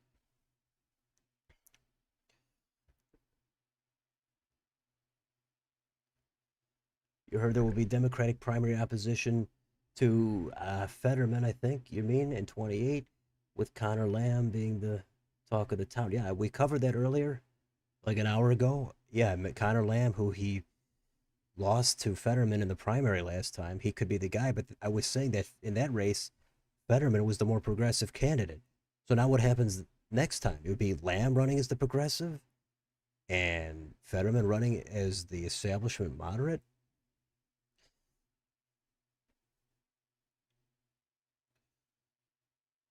You heard a stat that every one Republican that becomes a Democrat, four Democrats become a Republican.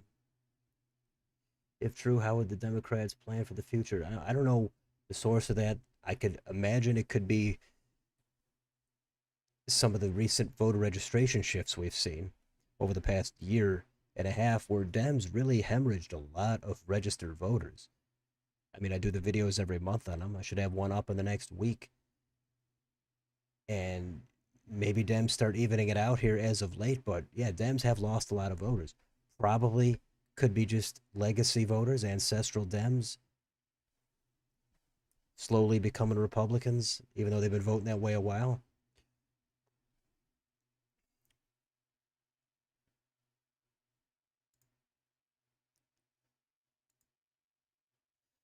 So they got up to 60. Now they went up to 60.5. So maybe they counted one more precinct.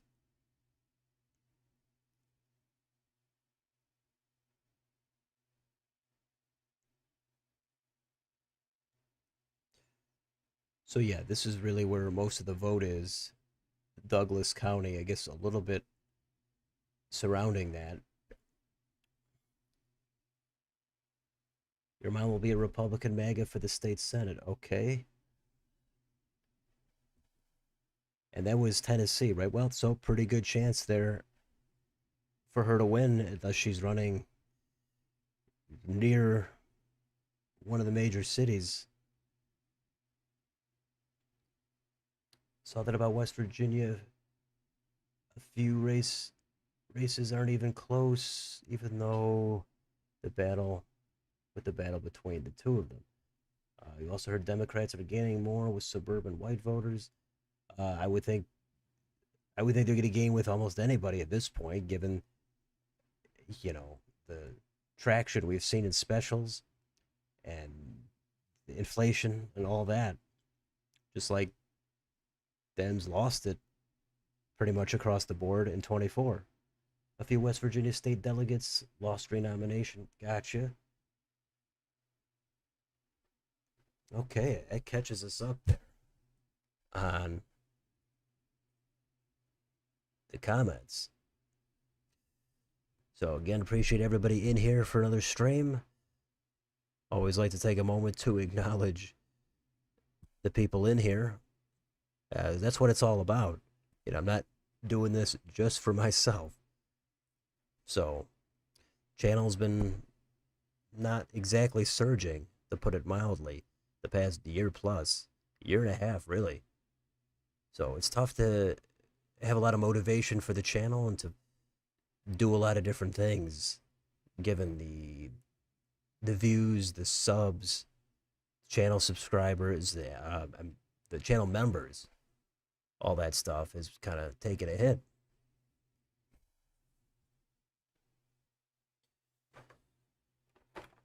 So this is kind of the main race here tonight. Who's going to replace Don Bacon? Even though this is the Dems, Bacon vulnerable here. His seat is vulnerable.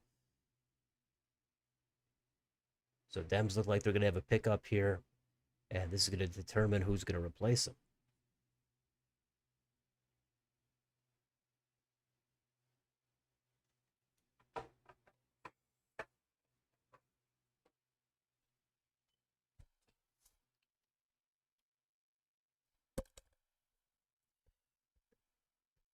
Okay, the special in Georgia. It's right here. And this is just in the state house from Valdosta. And it's three candidates in here. I don't know anything. They're all Democrats. So this is what we've got. 95% of the vote in.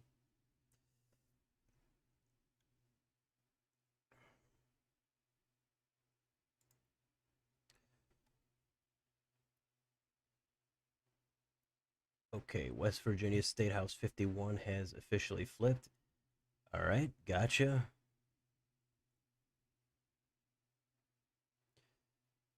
I appreciate the work. You love watching you on my lunch break. Wow, that's great.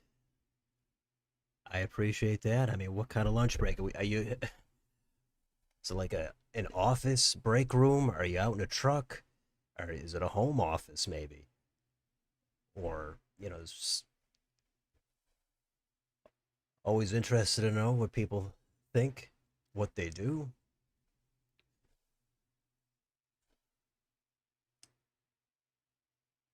Spread the word. If you're watching this channel, you know, tell some others about it.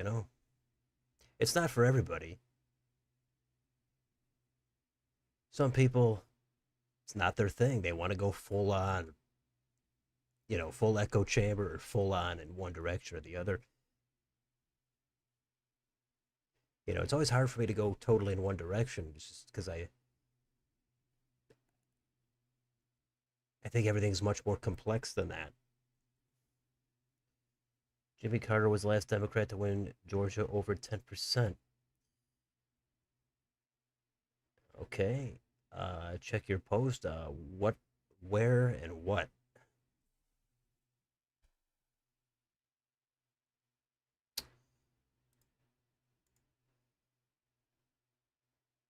So we've got, they get up to 60% right away and then they just sit on it. It's kind of a tease. Break room at a grocery store. Okay, that's great. So that could be anything. Maybe you're the store manager. Maybe you're in the warehouse. Maybe you're in, or at the dock. Maybe you're stocking. Maybe you, maybe you're using those floor buffers. Maybe you're doing tech work for the computer systems for the registers. I mean, there's a whole range of stuff. Inventory. Who knows? But yeah, I mean, it's always nice if people like this channel over other channels. You don't have to only like this channel, but if this is like one of two or three channels that you watch on politics, that's nice to hear. Must be something you like about it, obviously.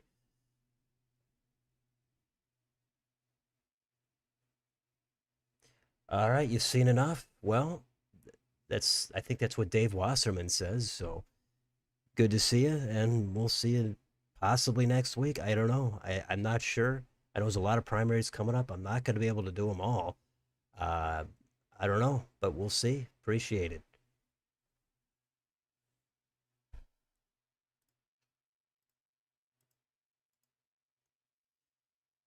I think the percent here went down, wasn't it? It was 60.53. Now it went down to 60.2. That's concerning.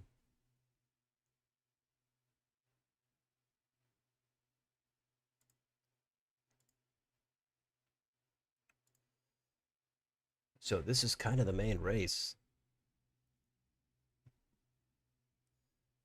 Pretty much got the statewide races in.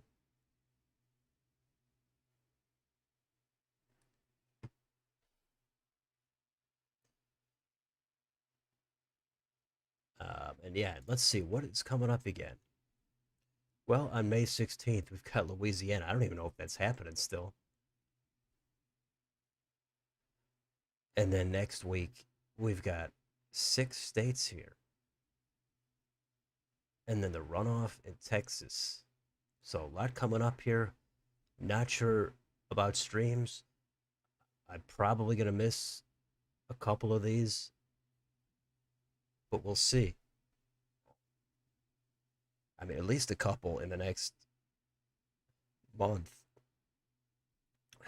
I don't think I'm gonna be able to get to some of these, but who knows?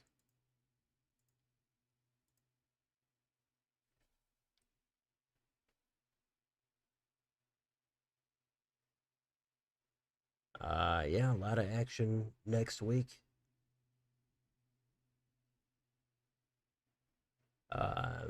Neutral language, you have a podcasty, soothing voice. I don't know if you'd be into the idea, but maybe new campaign trail and political process gameplay could get some views. And people have asked about new campaign trail a bunch of other times, and it's my answer is usually is not really my thing exactly. I'm not even sure what political process is. That's another game that I'm not familiar with, but new campaign trail, I never really got into it, so it's hard for me to want to do something where I'm not really that big on it. I haven't heard somebody has. It's been a while since somebody brought that up. It's been more than a year, I think, since somebody suggested that. But yeah, podcasty, soothing voice. That's good. Get some ASMR here. Yeah, could do some narration maybe.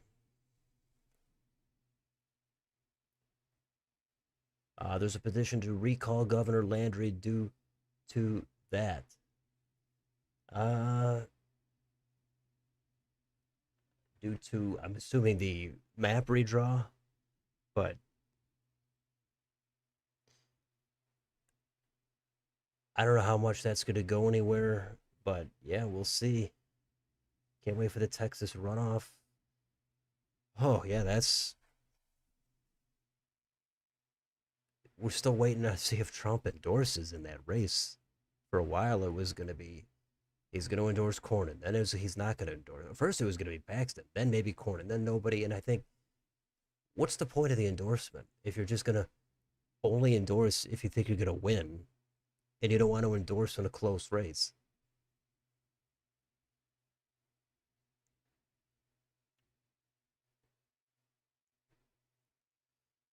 Political process you've played. It's where you make your campaign, build your own campaign, make laws, and even run for president.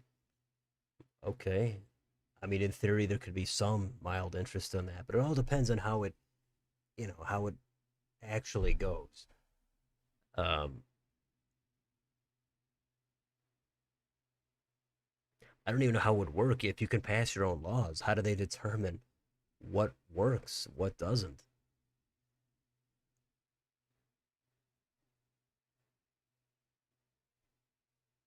Uh, some people have also, I remember, suggested doing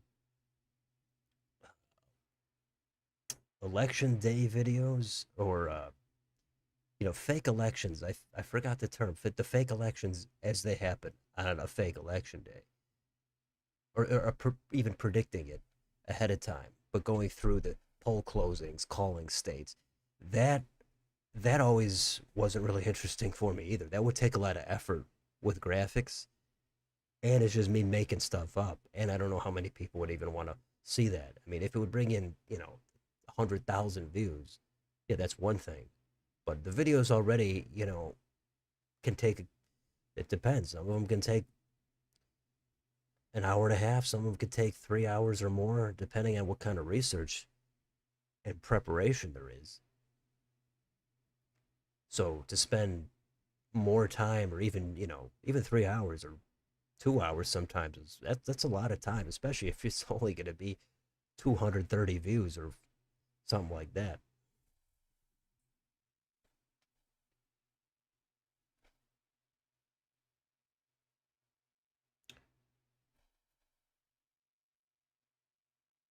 Yeah, the Landry thing, we'll see. That's something to follow. We'll see if that goes anywhere. But see, I frequently like to point out what I would suspect would be hypocrisy on and with everybody on both sides. I would guess if the map was already favoring the Republicans and the court ruled that, hey, this map is no good because there needs to be another district for the Dems, and then they postpone the election, I think Dems would say, this is fantastic. We got to get the map right. It's a court order. It's going to be more fair. Who cares if we have to postpone it? I think everybody would kind of change their tune. You doubt he'll endorse anyone until after the runoff. Yeah, that. What's the point of that? So he'll endorse whoever won. That's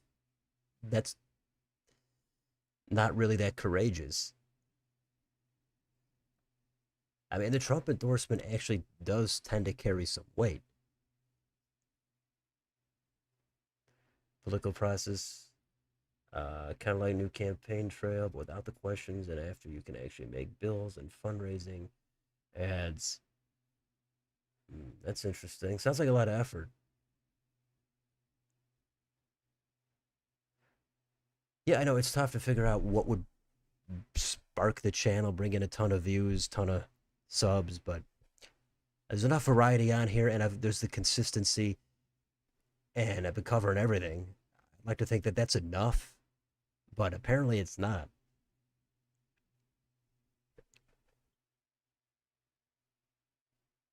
And I don't know why this race here is stagnated. Would they got in 1/100% more? I don't think I have to refresh. Okay.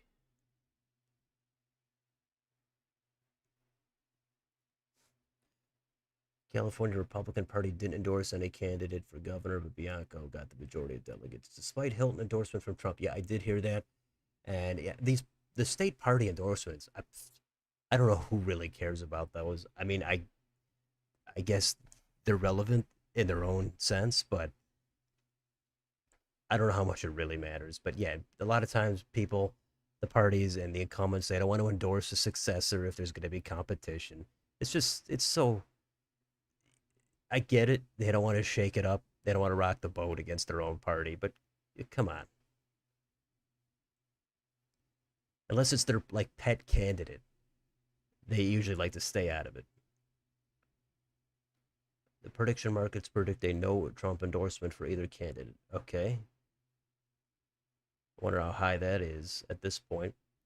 Basically, NPCs believe, so if you're at a state house, say Idaho, you want to burn universal health care, it probably won't pass unless you have a good relationship with the NCPs. Okay. I think I got that. It's only Louisiana Senate on Saturday. Two more move in a runoff, and the incumbent Cassidy barely in third place, but might not make it. Yeah, I did a video on that. What, 2 or 3 weeks ago? Cassidy, I mean, he's toast, right? I mean, it's probably going to be Letlow. Could be Fleming, but I would say Letlow. But Cassidy, he's out. It's only Louisiana. Okay, Texas runoff May 26th, week after California. Both states will be the talk of the town. Yeah, those are going to be some big races. You heard they want to redistrict New York with 26D to 0R and Illinois 17 to 0. I'm mad about this. Yeah, I mean, I've heard things like that. I've also heard they wouldn't want to do it in New York because they might have to split up too much of the New York City vote.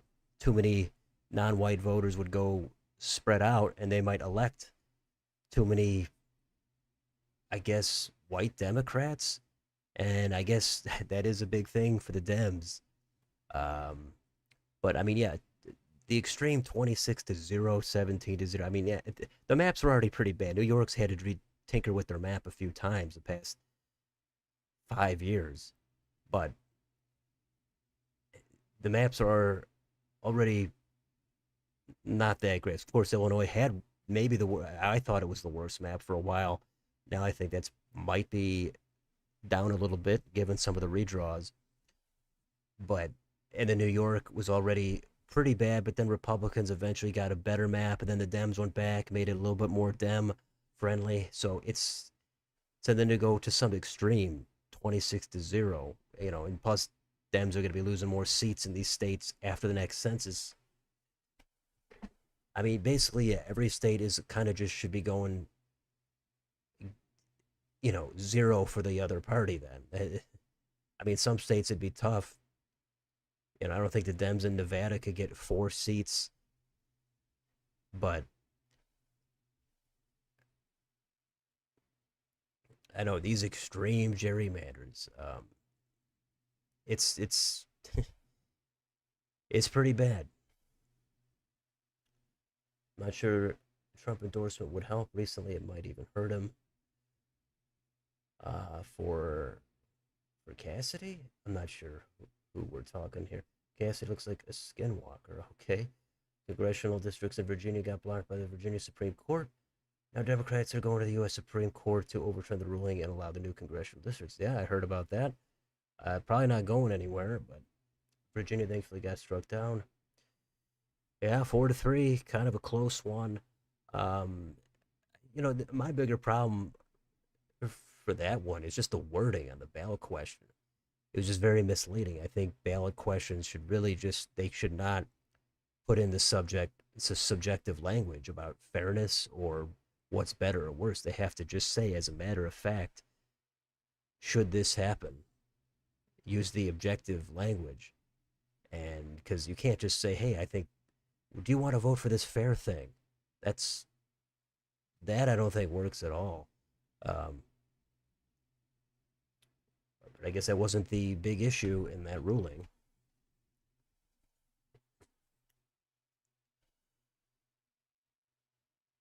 So I don't know why we're stuck here at 60. They could count a ton of votes and then they can't count the rest. I'm never going to understand it. North Carolina, Florida, all those states are fine to gerrymander, but then VA, California, dude, it's bad. I think, well, every state has their own process for doing it. That's what makes it a little bit more complicated. But I think all these states have gone too far overboard. And the only hope with the extreme maps is that it leads to a bipartisan blowback. And I want to see Texas Democrats team up with California Republicans and have them team up with North Carolina Dems and Illinois Republicans and all of them come together and say, all right, look, we've got both parties here. We got to do something right now. And that message would be appealing for voters. Now, then the problem is once you get into the details of how to draw the maps, once you get past saying, hey, this is unfair, we can't do the partisan advantage, that 90% of people would agree with. But then once you get into the details, that's where it's going to start to break down. But I do think there should be more of a teaming up of these politicians in different states or something. Maybe get some national figures in here on both sides to just say, hey, on just this issue, we got to do something about it. We can't have these extreme partisan gerrymanders. But so once you get into what's actually fair, that's where it's going to break down. New Mexico might have the worst congressional districts. I, well, I wouldn't. I don't think I've ever actually heard anybody say New Mexico is the worst map. I mean, there's only 3 districts. Dems have all 3 of them. It is split to drown out the Republicans getting the one district there, but that's like a 1 seat advantage for the Dems. It's going to be underneath a bunch of other maps. And if we're talking about the maps, Cornyn goes to Trump for endorsement. I don't think that would stop Paxton from winning. Okay. Tennessee got rid of their sole Democratic congressional district. That's true. Maybe there's going to be legal challenges, so we'll see what happens. I should probably do a video on that.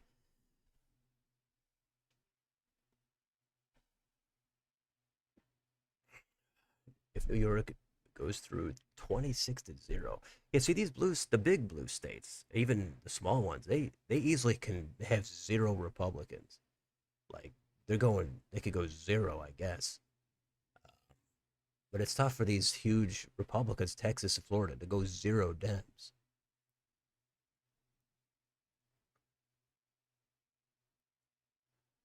Uh,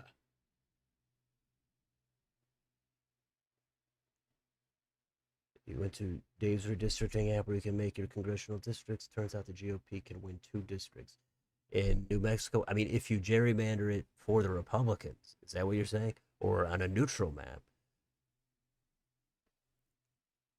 I mean, you could pack all the districts, the Dems, into one district. I'm not sure how much that would do for the other two. If they could be both be mildly competitive or slightly tilt Republican.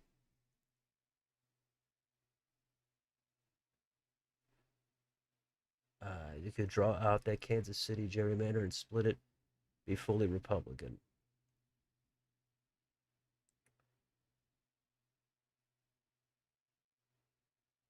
You're talking about, yeah, the Kansas side with Sharice Davids. Also, yeah, what is happening here? Why is this completely sitting here? People have got their money on the line. Okay, now it's up to 90% for Kavanaugh. Did anything else even come in? I don't think so.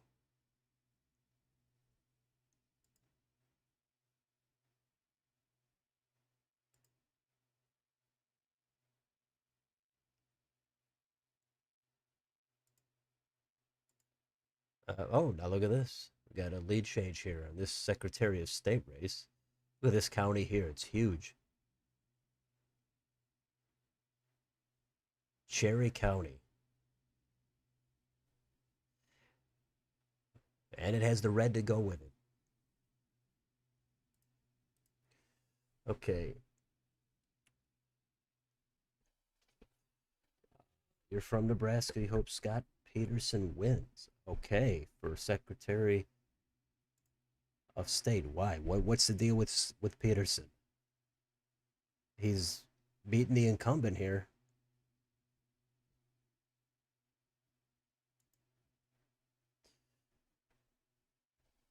Okay. So I think if California and New York went to zero, to be national outrage, more so than we were seeing.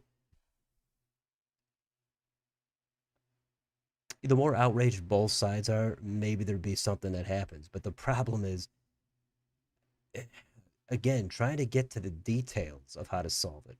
Everybody says, yeah, we got to solve it. These are extreme. We can't do it. But then it's all going to come down to how much should we rely on race when drawing the districts. I think that's going to be so much of a factor. How compact should the districts be? And do we factor in people's race or not? Like as a primary factor. At some point, you're going to come down to those questions. I think the Dems are going to be wanting to factor in race for sure. And that might be a sticking point.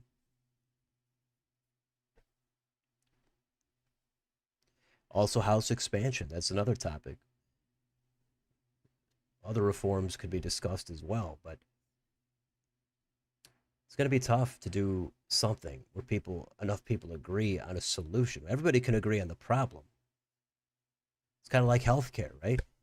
Most people go, no, no, it sucks. Maybe not all of it, quality when you're getting it might be fine, but the system overall, both sides, not uncommon to hear, no, they don't like it. Now, how do we solve it? Well, that's where it's going to break down. Republicans going to win 14, 18 districts in California, max 18.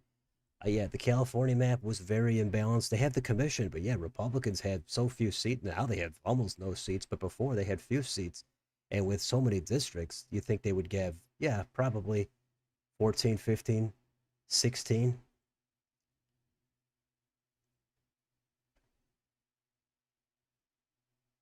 I mean, if you're going by the partisan balance, I know sometimes it's hard to draw districts in certain places, like Massachusetts.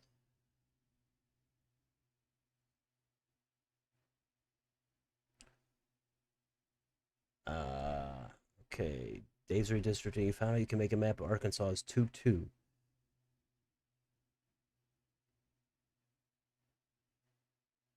Okay. I think I may have seen that. I've seen some crazy maps for a lot of states. It could be something to take a look at, maybe for a video. Um, ban the Democratic Party. All right, that's going to be pretty extreme, I would say.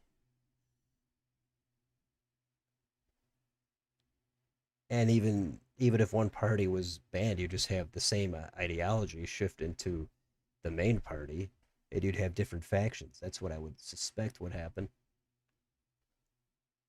Nebraska second, stuck at 62. I got 60.2, but yeah. Okay, incumbent Secretary of State is a rhino. What happened? What did he do? Is it something with ballots, with voting? Polls come out of LA County. Hilton leads 19%, Steyer 16, Becerra 15, Bianco 11. Okay. Yeah, Becerra, he came out of nowhere. Is he going to be the guy to get it ahead of Steyer? Grandpa's running for mayor against incumbent in 29 as a Republican. Mayor of, I don't know where. Maybe it's a small town. Maybe it's a notable city. But okay, that's in a few years. He's got time to prepare. Gerrymander all states that favor Republicans. Okay. LA mayor is a major one. Definitely look out for Spencer Pratt. All right. Democrats were once a favor of presidential favor preferential treatment for whites. Now they support preferential treatments for non-whites. Yeah, there's certain dynamics with the Dems about their focus on race within public policy. And I think that does alienate a lot of voters. I think that's something they have to deal with. Um, how are you doing? Well, I'm okay. Nice to see you in here. If you just dropped by, Massachusetts Republicans could get one GOP seat. And for everything I've seen, if you really do it, you can get them maybe one. It's kind of a toss up. I mean, that's what I recall seeing. I'm not sure if that was from 24 data or from 20. Eliminated state lines through every district compact while still containing equal number of voters. The map would likely be somewhere around 250 Republicans, 185 Dems. I don't know how that would even be drawn, but yeah, that would never go anywhere. I mean, it would be so outrageous if one side would take a clear advantage like that. Even if the rules are agreed upon, nobody wants to agree to something that they're going to foreseeably take a loss in. Yeah, people's family members are running for office, apparently. Glenn Youngkin should be Vance's VP for 28. Yeah, Youngkin, he's kind of boring. I do think he's not exciting. And, he pulled it off in Virginia. Um, he could have a future in the cabinet or VP. Yeah, it could be something.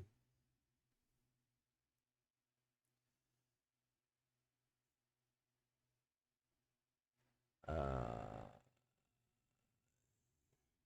yeah, Main second probably is gonna flip with Paul LePage, I guess. Even though he's what, late 70s, he's going to the House. I don't know how long he'll be in there for. The 24 data from Massachusetts, he would probably go blue down ballot. Okay. You think there could be a blue district in Oklahoma? Well, I mean, they did have a Democrat there, I think, up until the last redraw.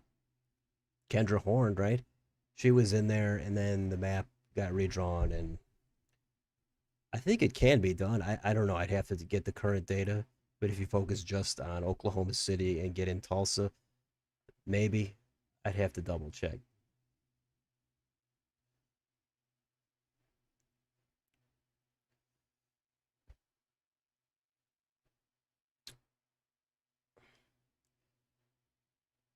You've been reached out to moving up to New Hampshire, running for state house. Problem is, there's 400 districts, and it kind of feels like a joke throwing. There's a lot there. It's a small state, but that's way too much. You kind of feel like you don't have a lot of an impact.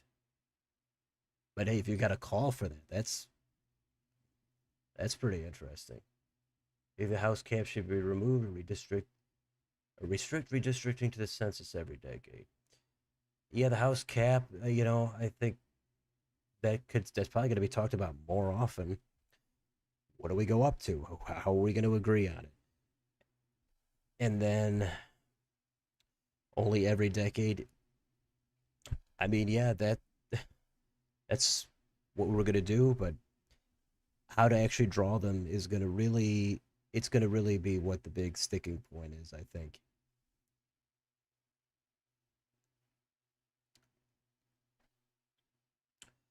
Good riddance.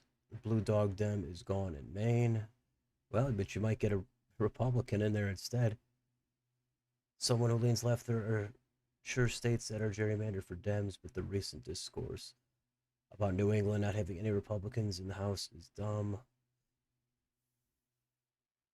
Yeah, I mean, there are none up there. I mean, if there were, it'd probably be, kind of most of the rest of the country would say they're a rhino, I would guess.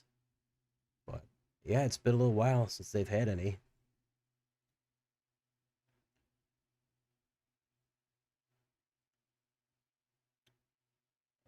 Kevin Stitt is unpopular.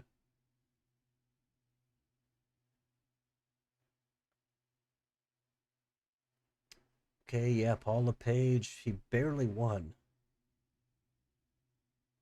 the district against Mills and an R plus two.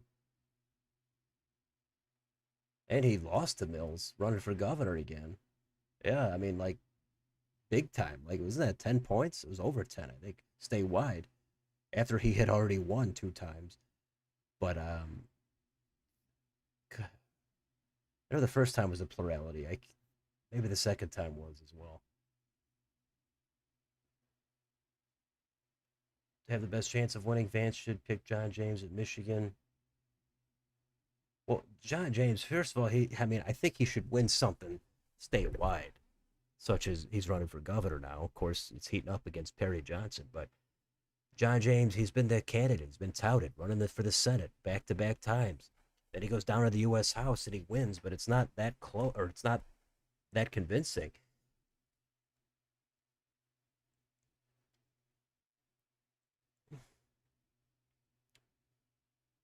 Uh, Only gerrymander map in New England is New Hampshire, which was drawn up by a Republican legislature. I mean, they could have actually drawn a Republican seat. There was all that debate about it. There was a debate even recently where Kelly Ayotte decided she's not going to redraw the map. But Republicans could get one out of there. Uh,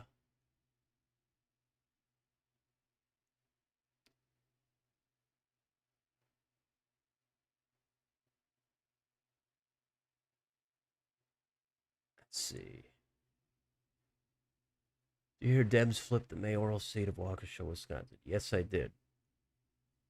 I've done a Republican district on Dave's redistricting. Essentially impossible to draw without a gerrymander. Uh, but see, I think that gets to a point where it's like, what are we going to do in states where, yeah, voters are, there's a lot of them, but they're not like in Massachusetts, where there are Republicans, but they're spread out so much. So does that mean, should they get 0 out of 9 seats? I think it's a legitimate question. I mean, under the way we currently do it. Who do you think will replace Amy Klobuchar in the Senate? Because I think she'll probably appoint I guess Angie Craig. That seems to be how the musical chairs kind of work.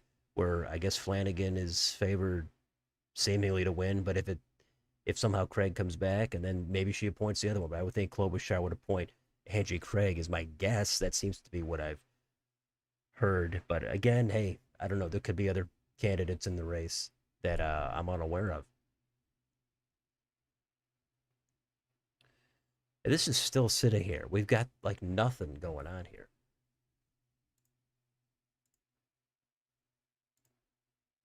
Oh, now we've got 75. Okay. So pretty close here. A couple of point lead here for John Kavanaugh.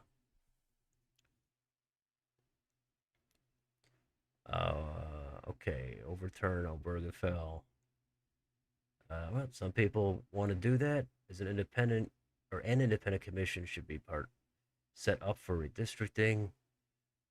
Yeah, I mean, I think that's another thing where, yeah, I think people agree with that as long as how do you actually agree on who gets on the commission? That could be another point of contention.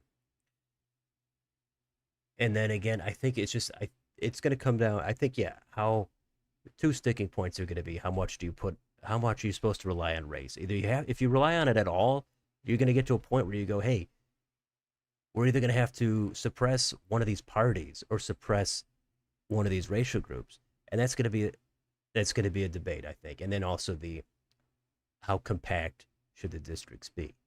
That's another thing.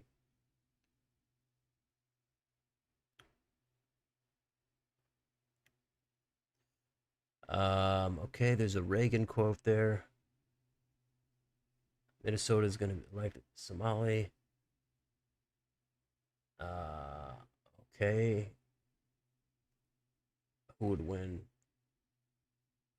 the U.S. Senate between Ilhar Omar and Royce White? Well, yeah, that's interesting. I mean, I with this environment, I probably not Royce White, but I don't know. It's Minnesota and it's a blue leaning environment. Royce White, he's kind of weak. Ilhan Omar statewide, I think would be weak, but it's that's a bit wild there to think about.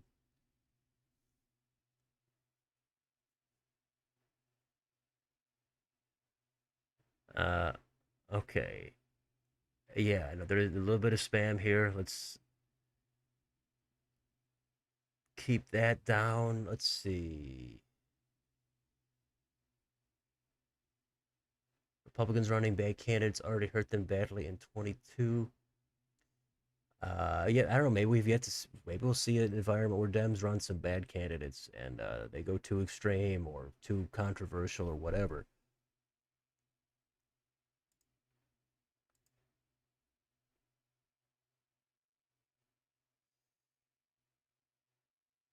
Uh,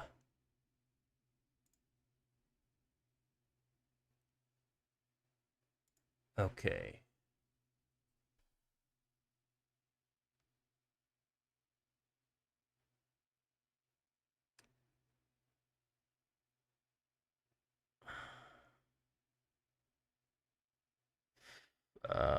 Does Rob Sand have a chance to win Iowa? Sure, he's got a chance. I mean, he's not.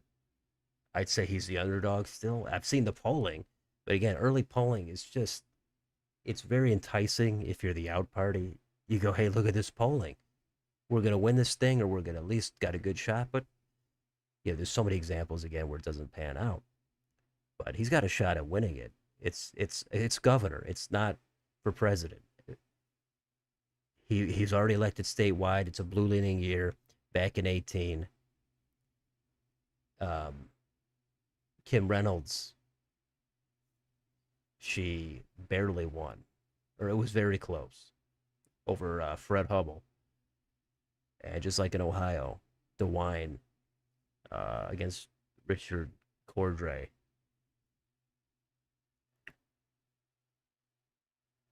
How much of the Democratic vote do you think the independent candidate will dilute for Michigan governor? It depends if Doggett is in it. Is he in it, or is he just phoning it in by the election day? But I mean, I think he'd probably maybe get 10%, 15. But it's just so hard to predict what it's going to be in 5, 6 months. I mean, he could drop out. He could get 3%. He could make a real run at it, pull in 24%, and I don't know. But I would think it'd be somewhere maybe low double digits. But that's just totally off the top of my head for this far out.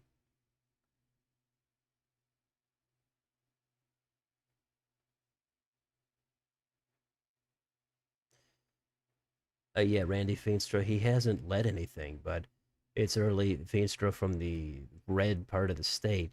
Sand, his name ID is going to be a little higher, and it's a blue leaning year. I don't know, but it is Iowa. It's a red-ish state. Will I be doing a betting market for governor races? Do you mean actually betting on them, or do you mean doing a video? Is Kavanaugh really a progressive? That I don't know. I think that's up for debate. I did look into this. I think there's more progressive candidates that are down here, but of candidate and Powell, I think that might be up for debate.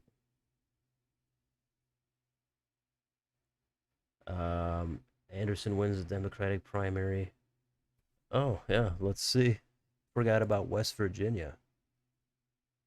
Well, it hasn't been called here, but okay, 34%.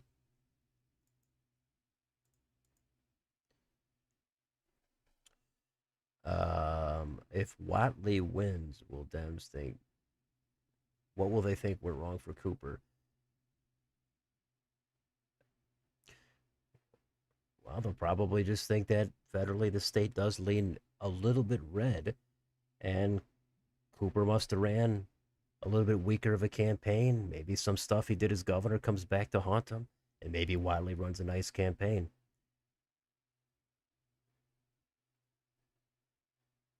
Who would win between Randy Fine and Rashida Tlaib? I mean, that's going to be too obscure, really, for nationally. I mean, that's going to be Florida and Michigan. Two unconventional candidates. I don't know. I mean, these are some weird hypotheticals, I'll say. Um, well, yeah, Sand has a chance. I think almost anybody has a chance. I mean, I rarely want to say this is not going to happen at all. I mean, you got to have some line. You can't just say everything could happen every time. But yeah, this is within the realm of possibility. Realistically, Sand could win.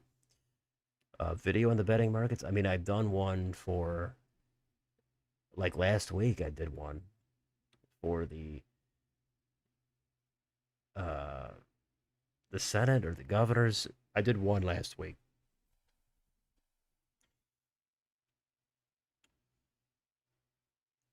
What will happen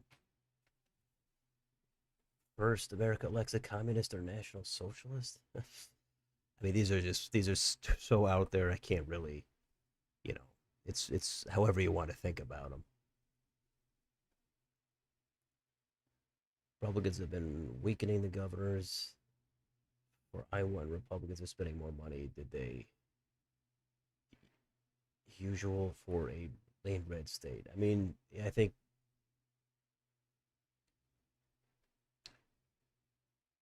yeah, if the dominant party is going to lose a race for governor, they try to weaken the incoming the office for the incoming governor.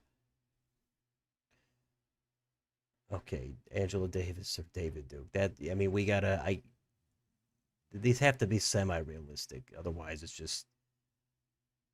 just too weird. It's just too out there. If Becerra has a corruption scandal that goes against Hilton, Hilton has a higher chance of winning. Okay. Expecting Roy Cooper to win by a larger margin than Ossoff at this point. Feel like Dems in North Carolina have proven to have a higher ceiling.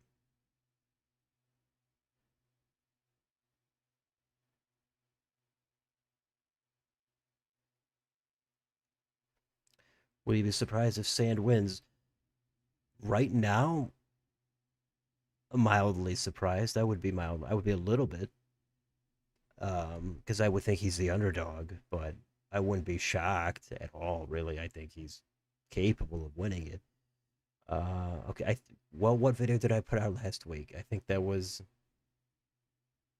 if it was for the Senate, then I did one for the governors the month before, and I'd probably do it again early next month.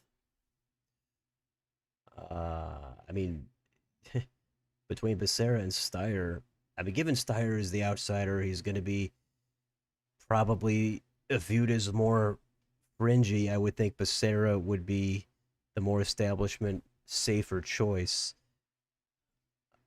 He kind of came out of nowhere, Becerra.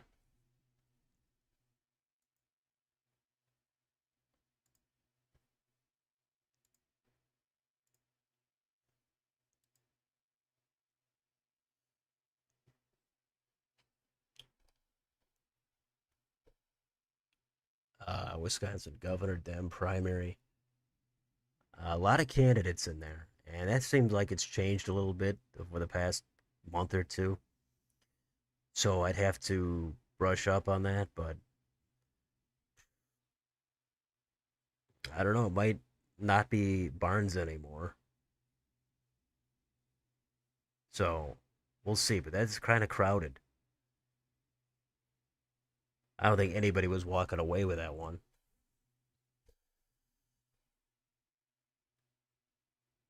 JD Vance will do better than Marco Rubio in what the in a primary in um if he was running for president.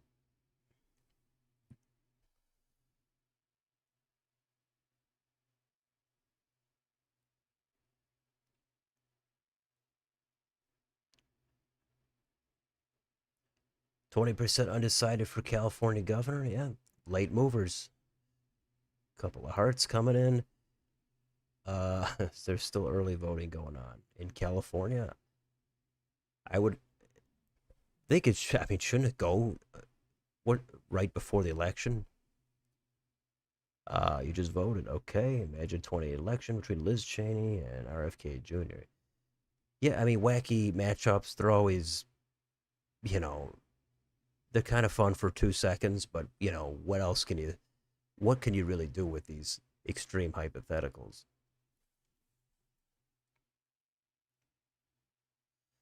So I don't know how much longer we're gonna go here,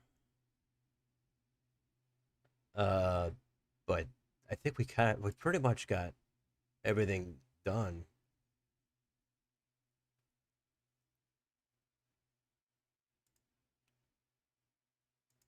except this race here. This was the main one anyway, but I guess they're taking so long to count here, and it looks like Kavanaugh mostly in the lead. You got a Domino's ad. Nice.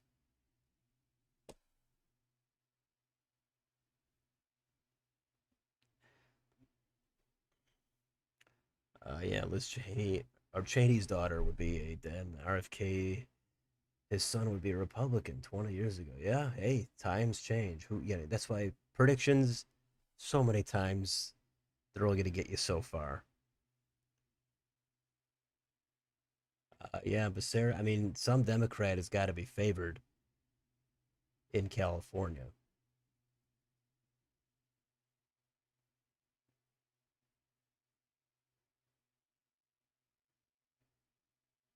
If Hilton wins California, he will be the first GOP governor. Yeah. I mean, that's a while ago, but it's not 40 years ago.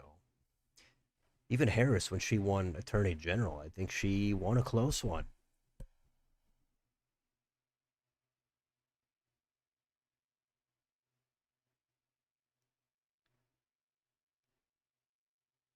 Kavanaugh is supposedly a dino, really.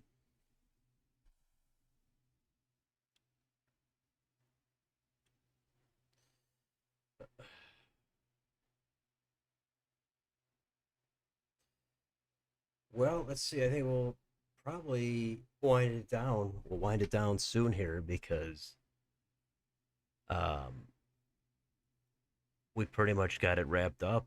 It doesn't look like much more is going to come in.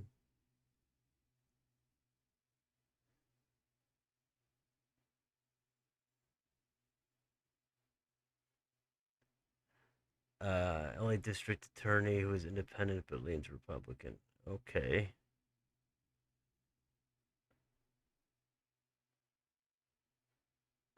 How good of a candidate is Mary Peltola? I don't know how she's actually running right now. I haven't seen really ads or anything, but I mean, just a real superficial take, of course. It's just that she won statewide, then she lost, so she's got a blemish on her resume. But she's trying to go now into the Senate, and that's it's a much more significant office. Even though Alaska only has one U.S. rep, two senators, I think people know her name. The primary system there is a little weird with the top four, the rank choice. I think the blue leaning environment, she's certainly going to be in the mix of a competitive race, but I'm going to have to see what kind of race she runs. Is it just going to be, hey, affordability, and she's an independent voice? She get to run on that platform. That's We see that a lot in certain dynamics.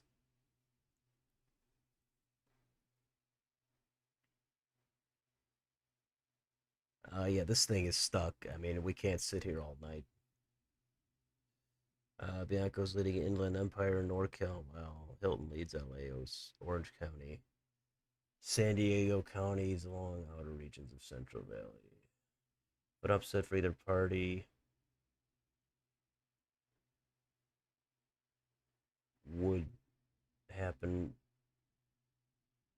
if there's an upset for either party. What would it be in the next 20 years? Is that the question? I don't know. It's hard to think more than a year or two out, let alone 20 years. But I don't know. Sometimes there's people we just never even heard of, and they'll be a big deal politically in a few years.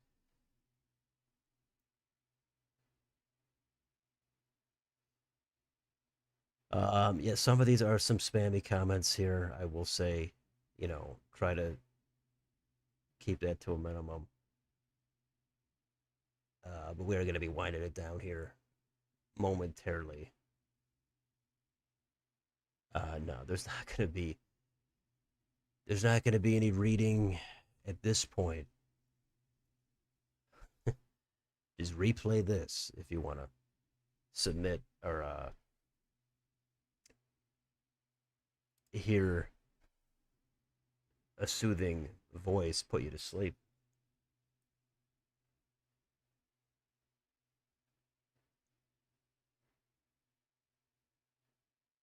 Okay, a lot of people running for governor there. Okay, yeah, I think some of this is getting a little out of hand. I think it's probably going to be a good time to call it. So, what do we do? 2 hours, 43 minutes. It's always a good time to thank everybody for watching. If you want to like, share, and subscribe to the channel, if you want to become a channel member, that's always appreciated. Um, support the channel however you can if you'd like, if you're a fan of it. But I think we're about done here. We got the results. Probably do a video on it, even though there's really nothing going on. But that's where we're at.